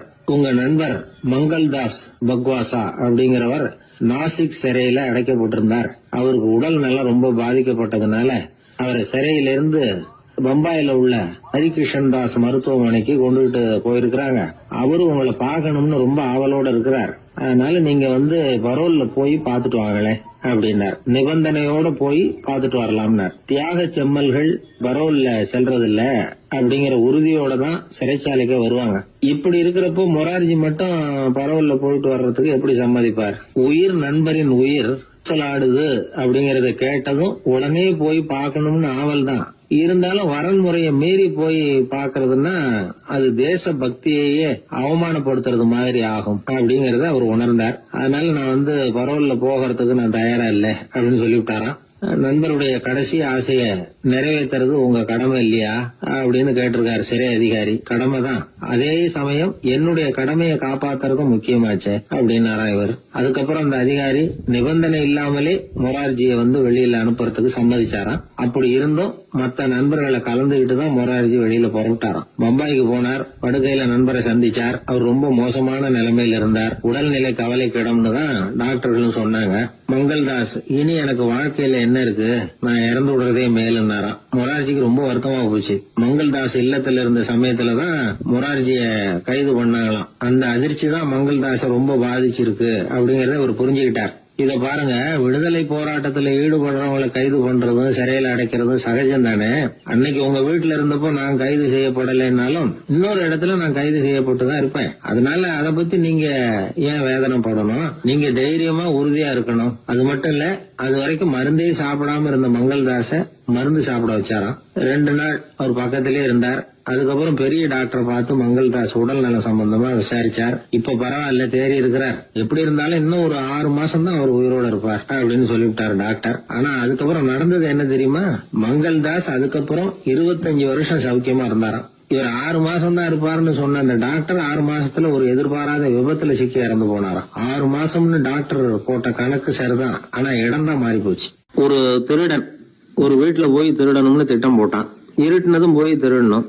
ஆனா ராத்திரி ஆனா வாசல் கதவை சாத்தி உள்பக்கம் தாழ்பால் போட்டுருவாங்களே, என்ன பண்றது, எப்படி வீட்டுக்குள்ள போறது? இவன் யோசனை பண்ண ஒரு முடிவுக்கு வந்தான். சரி, பகல் நேரத்திலேயே யாருக்கும் தெரியாம அந்த வீட்டுக்குள்ள நுழைஞ்சிருவோம். அங்க போய் எங்கேயாவது ஒளிஞ்சுக்குவோம். இருட்டுற வரைக்கும் பேசாம இருப்போம். ராத்திரி எல்லாரும் தூங்கினதுக்கு அப்புறம் நைஸா போய் பீரோவை திறந்து இருக்கிறது பூரா எடுத்துக்கிட்டு ஓடியாந்துடலாம் அப்படின்னு திட்டம் போட்டான். அதே மாதிரி ஒரு நாள் மத்தியானத்துக்கு மேல அந்த வீட்டுக்காரன் எங்கேயோ வெளியில புறப்பட்டு போனான். வீட்டுக்கார அம்மா அடுப்பங்கரையில என்னமோ சமைச்சுக்கிட்டு இருந்தாங்க. திருடன் பார்த்தான். இதுதான் சமயம்னு அந்த வீட்டுக்குள்ள மெதுவா நுழைஞ்சிட்டான். எங்க ஒளியலாம்னு பார்த்தா வலது பக்கம் ஒரு ரூம் இருந்தது. அங்க போனான். அங்க ஒரு படுக்கை அறை, அங்க ஒரு பெரிய கட்டில் இருந்தது. அதுக்கு அடியில போய் பதுங்கிட்டான். இருட்டுனது நம்ம வேலையை ஆரம்பிக்கலாம், அது வரைக்கும் பொறுமையா இருக்கணும் அப்படின்னு சொல்லி பேசாம வாயை மூடிட்டு கம்முன்னு இருக்கிறான். ரொம்ப நேரம் கழிச்சு வெளியில போயிருந்த வீட்டுக்காரன் திரும்பி வந்தான். சாப்பிட்டான். லைட்டை நிறுத்தி விட்டு படுத்துட்டான். அந்த அம்மாவும் வேலையெல்லாம் முடிச்சிட்டு வந்து படுத்துட்டாங்க. நடு ராத்திரி. விடி விளக்கு லேசா எரிஞ்சுகிட்டு இருக்கு. வீட்டுக்காரன் லேசா கண்ணை முழிச்சான். கட்லுக்கு நேரா எதிரில ஒரு கண்ணாடி. அதுல பாக்குறான், கட்லுக்கு கீழே ஒரு திருடன் ஒளிஞ்சு இருக்கிறது தெரிஞ்சு போச்சு. உடனே அவன் திருடன் திருடன்னு சத்தம் போடல, யோசனை பண்ணான். மேஜையில இருக்கிற கத்தி எடுத்து கையில வச்சுக்குவோமா அப்படின்னு யோசனை பண்ணான். இந்த சந்தர்ப்பத்துல கத்தியை உபயோகப்படுத்துறத விட புத்தியை உபயோகப்படுத்துறது தான் சாமர்த்தியம் அப்படின்னு நினைச்சான். உடனே அது பிரகாரம் செயல்பட ஆரம்பிச்சுட்டான். என்ன பண்ணான் தெரியுமா? எதையும் வெளியில காட்டிக்காம ரொம்ப சர்வசாதாரணமா தன்னுடைய மனைவி கிட்ட பேச ஆரம்பிச்சான். மனைவியும் புத்திசாலி, அதனால அவங்களுக்கு தெரியும். அவங்களும் வீட்டுக்காரர் கேட்ட கேள்விக்கு பொருத்தமா பதில் சொல்ல ஆரம்பிச்சாங்க. இவன் கேட்டான், இந்த பாரு, நமக்கு குழந்தை பிறந்தா அதுக்கு கிருஷ்ணமூர்த்தின்னு தான் பேர் வைக்கணும் அப்படின்னா. அதெல்லாம் முடியாது. ஆம்பளை பிள்ளையா இருந்தா ஏகாம்பரம், பொம்பளை பிள்ளையா இருந்தா பங்கஜவல்லி, இதுதான் அவங்க மாமனார் மாமியார் பேர், அதான் வைக்கணும் அப்படின்னாங்க அந்த அம்மா. அதெல்லாம் முடியாது, நான் முடிவு பண்ணிவிட்டேன் கிருஷ்ணமூர்த்தின்னு கத்தனா அவன். இல்ல ஏகாம்பரம் பங்கஜவல்லின்றது இந்த அம்மா. வாதம் முத்தி போச்சு. கிருஷ்ணமூர்த்தி கிருஷ்ணமூர்த்தி கிருஷ்ணமூர்த்தின்னா அவன். ஏகாம்பரம் பங்கஜவல்லி ஏகாம்பரம் பங்கஜவல்லின்னு இவங்க கத்துறாங்க. ஒரே சத்தமா போச்சு. இத கேட்டதும் பக்கத்து வீட்டுல இருந்தவங்க, எழுத்த வீட்டுல இருந்தவங்க எல்லாம் எழுந்திரிச்சு ஓடி வந்து இவங்க வீட்டு கதவை தட்ட ஆரம்பிச்சுட்டாங்க. தட தடன்னு. இவன் சாவகாசமா எழுந்திரிச்சு போய் கதவை திறந்தான். என்னங்க, இந்த ராத்திரி வேலையில எங்களை எல்லாம் ஏன் கூப்பிட்டீங்க, யாருக்கு என்ன ஆச்சு அப்படின்னு கேட்டாங்க. கேட்டது யாருன்னா பக்கத்து வீட்டு கிருஷ்ணமூர்த்தி, எழுத்த வீட்டு ஏகாம்பரம் பங்கஜவல்லி எல்லாரும். அடடே, உங்களை கூப்பிடலீங்க, குழந்தைக்கு பேர் வைக்கிறது சம்பந்தமா எங்களுக்குள்ள சண்டை வந்துட்டுது, அதுதான் விஷயம். வேணும்னா இதை கட்டிலுக்கு அடியில ஒளிஞ்சிட்டு இருக்கிறானே ஒருத்தன், அவனை கூட கேட்டு பாருங்க, அவன் தான் இதுக்கு சாட்சி அப்படிங்கிறான் அந்த ஆளு. உடனே எல்லாரும் விஷயத்த புரிஞ்சுக்கிட்டு திருடனை பிடிச்சி போலீஸ்ல ஒப்படைச்சிட்டாங்களாம். நெருக்கடியான நேரங்கள்ல பதறாம புத்திசாலித்தனமா செயல்படணுங்கிறத தெரிஞ்சுக்கிறதுக்காக இந்த கதை. புத்திசாலித்தனமா செயல்படுற ஒரு குடும்ப தலைவி இருக்காங்க. அவங்க என்ன செய்வாங்க தெரியுமா? எல்லாரும் ராத்திரியானா வீட்டை உள்பக்கமா போட்டு விட்டு தானே படுப்பாங்க. ஆனா அந்த அம்மா என்ன பண்ணுவாங்கன்னா, வீட்டை வெளிப்பக்கமா ஒரு பூட்டு போட்டு பூட்டி விடுவாங்க. எழுத்த வீட்டுக்காரங்க கிட்ட சொல்லி தினமும் இப்படி பூட்டி விட சொல்றது பழக்கம். ஏங்க அப்படி செய்யறீங்க, திருடன் சுலபமா உள்ளே வந்துடக்கூடாதுங்கிறதுக்காகவா அப்படின்னு கேட்டாங்க. இல்லைங்க, சுலபமா வெளியில போயிடக்கூடாதுங்கிறதுக்காக அப்படின்னாங்க. என்னங்க சொல்றீங்க அப்படின்னு கேட்டாங்க. ஆமாங்க, இவருக்கு அந்த பழக்கம் உண்டு அப்படின்னு தன்னுடைய வீட்டுக்காரரை காட்டினாங்க. பக்கத்து வீடுகள் பத்திரமா இருக்கணுங்கிறதுக்காக தன்னுடைய வீட்டை பூட்டி வைக்கிறது ஒரு பெரிய விஷயம் தானே. ஒரு வயதான குரு சாய்வு நாற்காலியில உட்கார்ந்திருந்தார். ஒரு ஆள் அவரை தேடிட்டு வந்தான். வந்து அவர் முன்னாடி நின்னான். ஐயா, நான் உங்களுக்கு சீடனா ஆயிடலாம்னு நினைக்கிறேன் அப்படின்னா. அந்த குரு நிமிந்து பார்த்தார். இத பாருப்பா, அது அவ்வளவு சுலபமான வேலை இல்ல. அப்படியா சொல்றீங்க அப்படின்னா. ஆமா, நீ ஒரு சீடனா ஆகணும்னா உன்னுடைய அகங்காரத்தை எல்லாம் விட்டுடணும், தியானத்துல முழுமையா ஈடுபடணும், இது மாதிரி இன்னும் பல காரியங்களை ஒழுங்கா செய்யணும், ஒரு ஈடுபாட்டோட செய்யணும். அது மட்டும் இல்ல, இதெல்லாம் தொடர்ந்து நீண்ட நாட்களுக்கு செய்ய வேண்டியிருக்கும். அப்படி உன்னால முடியுமா அப்படின்னார். வந்தவன் யோசிக்க ஆரம்பிச்சான். சீடனாகிறதுலேயே இவ்வளவு சிரமம் இருக்குங்கிறது அவனுக்கு தெரியாது. யோசிச்சுக்கிட்டே அந்த குருவை பார்த்தான். அவர் சாய்வு நாற்காலியில இருந்த நிலைமைய பார்த்தான். சரிங்க சுவாமி, சீடனாகிறது இவ்வளவு கஷ்டம்னா அது வேணாம், அதுக்கு பதிலா உங்களை மாதிரி ஒரு குருவா ஆயிடுறேனே அப்படின்னா. குரு சிரிச்சார். நீ சொல்றது சரிதான், குருவாகிறது சுலபமான வேலைதான் அப்படின்னார். இதை கேட்டதும் அந்த ஆளுக்கு ஏகப்பட்ட சந்தோஷம். கஷ்டப்படாம குருவாயிடலாம் போல இருக்குதே அப்படின்னு கணக்கு போட்டான். பிறகு அந்த குரு சொன்னார், நீ குருவாயிட்டா பல சீடர்களுக்கு தலைவனா ஆகணும், அவங்கள வழி நடத்தி செல்லணும். அது கஷ்டமாச்சே. ஏன்னா பல பேர் கோவப்படுறவங்களா இருப்பாங்க, சில சமயம் சண்டை கூட போட்டுக்குவாங்க, சொல்றத கேட்க மாட்டாங்க, பணிவு இருக்காது. இப்படிப்பட்டவங்களை எல்லாம் சமாளிக்கிறதுங்கிறது ரொம்ப ஆபத்தான விஷயமாச்சேன்னார். என்ன சுவாமி, இப்ப கொஞ்ச நேரத்துக்கு முன்னாடி தானே சொன்னீங்க குருவாகிறது சுலபம்னு அப்படின்னா. ஆமா, அது சரிதான். இப்ப என்னையே பாரு, நான் எவ்வளவு ஓய்வா இருக்கிறேன். ஆனா ஒண்ணு, ஒருத்தன் பல சீடர்களை வந்து வழி நடத்தி செல்லணும், அல்லது ஒரு சீடன் ஆயிடணும். இப்படி ரெண்டுல ஒண்ணு ஆனாதான் நல்லது அப்படின்னாரு அவரு. அவன் இப்ப ரொம்ப குழம்பி போயிட்டான். ஏன்னா மாத்தி மாத்தி ஒவ்வொரு விதமா சொல்றாருன்னு. சுவாமி, நீங்க சொல்றத பார்த்தா ரெண்டுமே கஷ்டமான காரியமா தான் தோணுது. என்ன முடிவு எடுக்கிறதுன்னு எனக்கு புரியல. அதனால உங்களுடைய அபிப்பிராயம் என்ன, அதை சொல்லுங்க அப்படின்னு கேட்டான். இப்ப அந்த குரு சொன்னார், நீ பல சீடர்களின் தொல்லைகளுக்கு ஆளாகிறத விட நீயே முதல்ல சீடனாகி தொல்லைப்படுறதுதான் சரியா இருக்கும். ஏன்னா அப்ப நீ உன்னுடைய பிரச்சனையை மட்டும்தான் கவனிக்க வேண்டியிருக்கும். குரு ஆயிட்டீன்னா பல பேருடைய பிரச்சனையில தலையிட வேண்டியிருக்கும் அப்படின்னார். ஒரு உண்மையான குருவுக்கும் சீடனுக்கும் உள்ள உறவுங்கிறது ரொம்ப பயன் கருதாத ஒரு அன்பு கலப்பு. ரெண்டு இயற்கையான முழுமை நெருங்கி வந்து ஒன்றோட ஒன்று கலக்கிறது. நீங்க கேள்வி கேட்டா எப்படி அது முழுமை இருக்க முடியும்? அதுல முழுமைங்கிறது ஒரு அமைதியான நிலை. இந்த காலத்து குரு சீடர்கள்லாம் வேற மாதிரி. ஒரு குரு தன் சீடன் கிட்ட சொன்னார், இந்த பாருப்பா, நீ இந்த உலகத்துல எதுக்கும் பிரயோஜனப்பட மாட்ட, பன்றி மேய்க்கிறது கூட லாய்க்கில்லை அப்படின்னார். அப்படின்னா ஒண்ணு செய்யறேன் அப்படின்னா நான் சீடன். என்ன பண்ணுவேன்னு கேட்டிருக்காரு குரு. உங்களை மாதிரியே ஒரு குருவாயிடுறேனே அப்படின்னானா அந்த சீடன். பத்திரிகையில வர்ற செய்திகளை கூட நகைச்சுவையா சொல்றது உண்டு. அதாவது அதை நேரடியா சொன்னா வானொலியில அனுமதிக்க மாட்டாங்க சில விஷயங்களை. அது சின்னாருக்கு கௌரவ குறைச்சல், அதை வேடிக்கை கலந்து நகைச்சுவோடு சொல்லும் பொழுது அதை அனுமதிச்சிருவாங்க. அப்ப அந்த விசாரணை கமிஷன் அது இதுன்னு நிறைய நடந்துகிட்டு இருந்தது. டெல்லியில இருந்து அமலாக்க பிரிவு அதிகாரிகள்லாம் வராங்க போறாங்கன்னு பத்திரிகையில அமர்க்கலப்பட்ட இடம். அந்த நேரம் வந்து நான் ஒரு ரேடியோவில் ஒரு செய்தியை தயார் பண்றோம். அப்ப என்ன பண்ணேன்னா, இது மாதிரி அந்த பத்திரிகை செய்தியை வச்சுக்கிட்டே ஒரு செய்தி சொன்னோம், இன்னொரு தகவல் சொல்லி. என்னன்னா, ஒருத்தன் வந்து தமிழ்நாட்டுல ஒரு ஆள், அவன் திடீர்னு வந்து கோடீஸ்வரன் ஆயிட்டான். நேற்று வரைக்கும் சாதாரணமா இருந்தாள், இன்னைக்கு கோடீஸ்வரன் ஆயிட்டான். டெல்லியில இருந்து 2 அதிகாரிகள் வராங்க, எப்படி அவன் பணம் சேர்த்தான்னு கண்டுபிடிக்கிறதுக்கு. அவனை கூப்பிட்டு 2 அதிகாரிகளும் எப்படிடா பணம் சேர்த்த? நான் ஒன்னும் தப்பான வழியில பணம் சேர்க்கல சார், நான் வந்து பந்தயம் கட்டியே பணக்காரன் ஆயிட்டேன். பந்தயம் கட்டி எப்படிடா பணக்காரன் ஆக முடியும் அப்படின்னா, நீங்க நம்புங்க சார், நான் பந்தயம் கட்டி தான் பணக்காரன், தப்பான வழியில சேரல சார். பந்தயம் கட்டி எப்படிடா கோடீஸ்வரன் ஆனேன் அப்படின்னா, நாங்க நம்ப முடியாதுன்னு இருக்கான் விசாரிக்க வந்தவன். அப்படின்னா உங்ககிட்டே ஒரு பந்தயம் கட்டட்டுமான் இருக்கான் விசாரிக்க வந்தவன்ட்டியே. என்னடா பந்தயம் அப்படின்னா, ஒண்ணுமில்ல சார், இது என் கண்ணு, இது என் பல்லு, என் கண்ணை என் பல்லாலேயே கடிக்கிறேன், எவ்வளவு பந்தயம். விசாரிக்க வந்தவன் 100 ரூபாய் எடுத்து வச்சான், இதை ப்ரூவ் பண்றான்னு. அப்படியே கண்ணை எடுத்துட்டான், அது பளிங்கு கண்ணு. ஏற்கனவே ஒரு கண்ணு பளிங்கு கண்ணு வச்சுனா எடுத்து கடிச்சு விட்டான். இது விசாரிக்க வந்தாலும் 100 ரூபாய் விட்டுட்டு நிக்கிறான். எப்படி பணம் சேர்த்தான்னு வந்தவன். உடனே இன்னொருத்தன், இவன்ட்ட என்னடா பேச்சு கொடுக்காரா, நம்ம பணம் தான் அங்க போயிட்டு இருக்கு, உனக்கு விசாரிக்க தெரியல, போடா நான் விசாரிக்கிறேன்னு அடுத்த வந்தான். அது நீ ஒழுங்கா சொல்றேன், எப்படிடா பணம் சேர்த்தேன் சார், நீங்க கொஞ்சம் புத்திசாலியா தெரியுது அவரை விட, நீங்களாவது நம்புங்க சார், பந்தயம் கட்டி தான் பணம் சேர்த்தேன், நான் நம்ப முடியாது. அப்படின்னா உங்ககிட்ட இன்னொரு பந்தயம் கட்டட்டுமா அப்படின்றான். வேண்டாம், அவனை ஏமாத்தி விட்டேன் ஆள வேண்டான்றான். இல்ல சார், அவரு ஏமாந்தது பொய் கண்ணு, பளிங்கு கண்ணுன்னு தெரியாது, ஏமாந்துட்டார். இப்போ உங்ககிட்ட பந்தயம் கட்டது நெஜம் கண்ணு, இந்த பக்கம் பளிங்கு கண்ணு கிடையாது, நெஜம் கண்ணு, இதை பல்லால கடிக்கிறேன் அப்படின்னு அவன் ஒரு 100 ரூபாய் எடுத்து வச்சான். இவன் அப்படியே பல்செட்டை கேட்டினான் தனியா, அப்படியே கேட்டு கடிச்சு விட்டான்.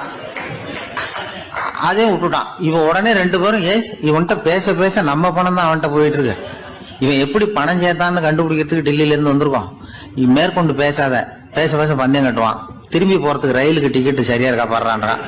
அவன் கரெக்டா எண்ணி பார்த்து கரெக்டா இருக்குப்பா, மேற்கொண்டு பேசாத, அவன்கிட்ட நம்ம போயிடுவோம், போய் நம்ம அதிகாரிகிட்ட சொல்லிடுவோம்னு சொல்லி போயிட்டு வரேன் சார் அப்படின்னு சொல்லிட்டு மரியாதை போயிட்டாங்க. போய் டெல்லியில பெரிய அதிகாரிகிட்ட போய், சார் அவன்கிட்ட வந்து விசாரிச்சு பார்த்தோம் சார், தமிழ்நாட்டுல பந்தயம் கட்டி தான் பணம் சேர்த்தேன்னு சாதிக்கிறான், எங்ககிட்ட ஒரு 200 ரூபாய் வாங்கிட்டான் சார் அப்படின்னு அவருக்கு கோவம் வந்துட்டுது. இந்தியாவுக்கே தலைமை அதிகாரி, இதுக்காகவாடா நீங்க இருக்கீங்க, எத்தனை பேர் இருக்கீங்க உங்களை மாதிரி ஜூனியர் ஆபீசர்ஸ் நம்ம ஆபீஸ்ல இந்தியா பூரா விசாரிக்கிறதுக்கு அப்படின்னா 30 பேர் இருக்கோம் சார். 30 பேருக்கு அனுபவம் பத்தாது, நான் இந்தியாவுக்கே தலைமை அதிகாரி, அனுபவம் ஜாஸ்தி, உங்களுக்கு ட்ரைனிங் கொடுக்கணும் எப்படி ஒருத்தரை விசாரிக்கிறதுன்னு. 30 பேரும் ஒரு ரூம்ல வந்து உட்காருங்க, ஒரு ஆள் போய் அந்த ஆளை தமிழ்நாட்டுல இருந்து நீங்க கூப்பிட்டுட்டு வா, வர்ற வரைக்கும் அவன்கிட்ட பேசாதீங்க, பந்தயம் கட்டுவான், மெதுவா கொண்டு வந்து நிறுத்து அப்படின்னா ஒரு ஆள் வந்து ஸ்பெஷலா கூப்பிட்டு போட்டான்.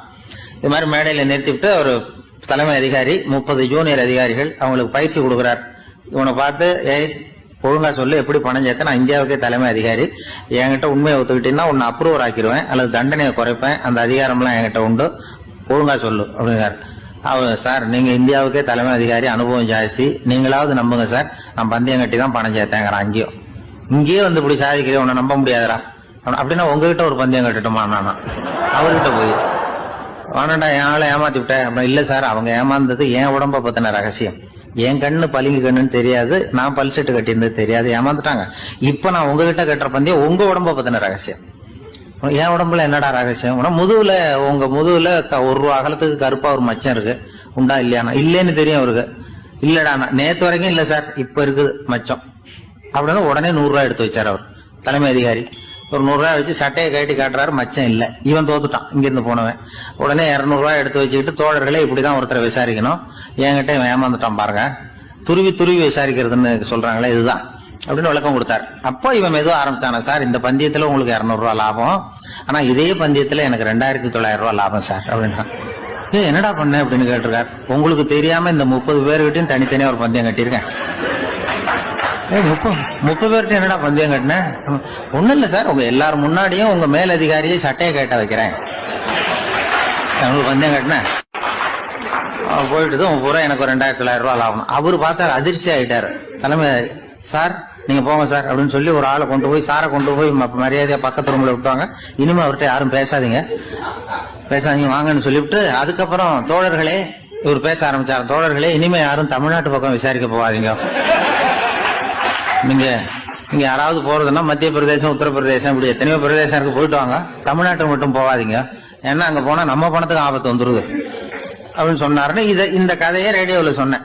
இந்த கதையை உண்மை சம்பவமா சொன்னா அனுமதிச்சிருக்க மாட்டாங்க. இந்த நகைச்சுவைக்கு உள்ள மரியாதை என்னன்னா, அது ஒரு கதை மாதிரி உண்டு பண்ணி இப்படி சொன்னதும், இதுல என்ன என்னுடைய விசேஷம்னா, இந்த ஸ்கிரிப்டை வாங்கிட்டு வர சொல்லி மந்திரியினுடைய பிஏ வந்தார். ஒரு மந்திரி அப்ப இருந்தவர், அவர் பிஏ அடிக்கடி வருவார், வந்து இந்த போன நேற்று முந்தா நாள் ரேடியோவில் சொன்ன அந்த இன்னொரு தகவல் காப்பி ஒண்ணு வாங்கிட்டு வா அப்படி இப்படின்னு கூப்பிடுவார், மேடையில பேசுறதுக்கு எங்களுக்கு தேவை, உபயோகப்படும்னு கேட்பார்.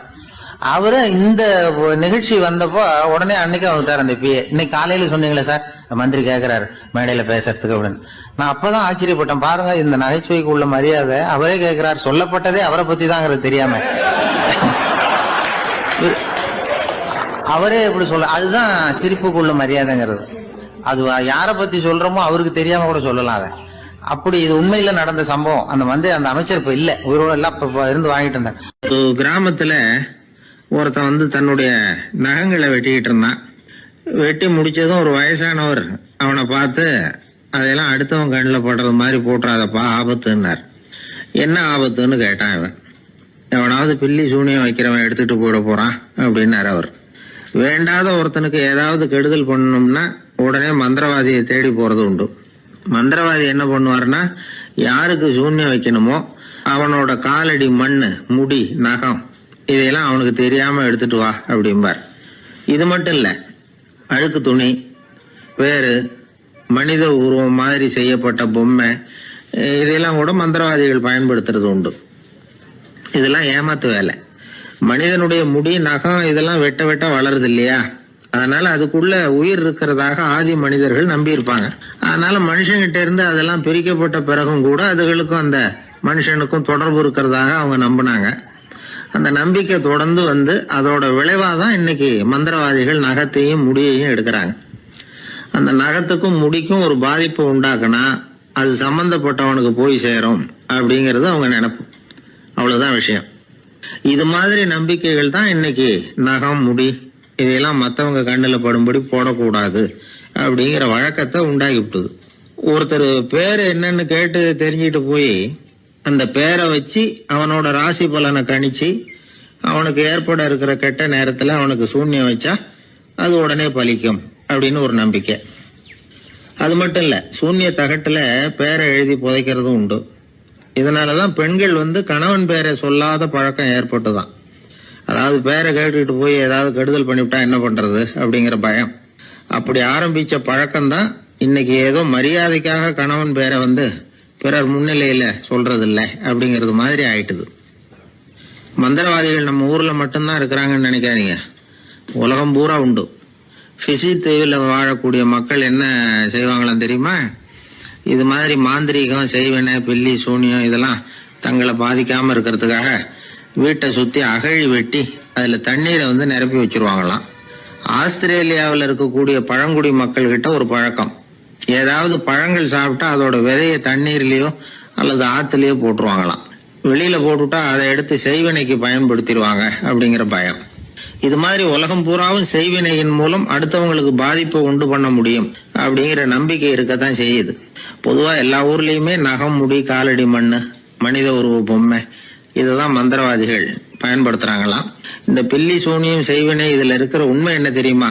நகமோ முடியோ எதையும் செய்யறது இல்ல, சம்பந்தப்பட்டவனுக்கு ஏற்படுற பயம் இருக்கு பாருங்க, அதுதான் பாதிக்கும். இது மனநிலையை பொறுத்த விஷயம், வேற விஞ்ஞான ரீதியான பாதிப்பு இதுல எதுவும் கிடையாது. நம்ம ஊர்ல ஏற்பட்ட பகுத்தறிவு சிந்தனைகள், மூட நம்பிக்கைகளை எவ்வளவோ குறைச்சிருக்குது. இருந்தாலும் ஏமாந்து போறவங்க இன்னும் இருந்துகிட்டு தான் இருக்கிறாங்க. இந்த காலத்துல சின்ன குழந்தைகளை கூட ஏமாத்துறது கஷ்டம். ஒரு குழந்தை கேட்டுதான், ஏன்பா பிரார்த்தனை பண்ணுனா நமக்கு எல்லாம் கிடைக்குமா அப்படின்னு தான்.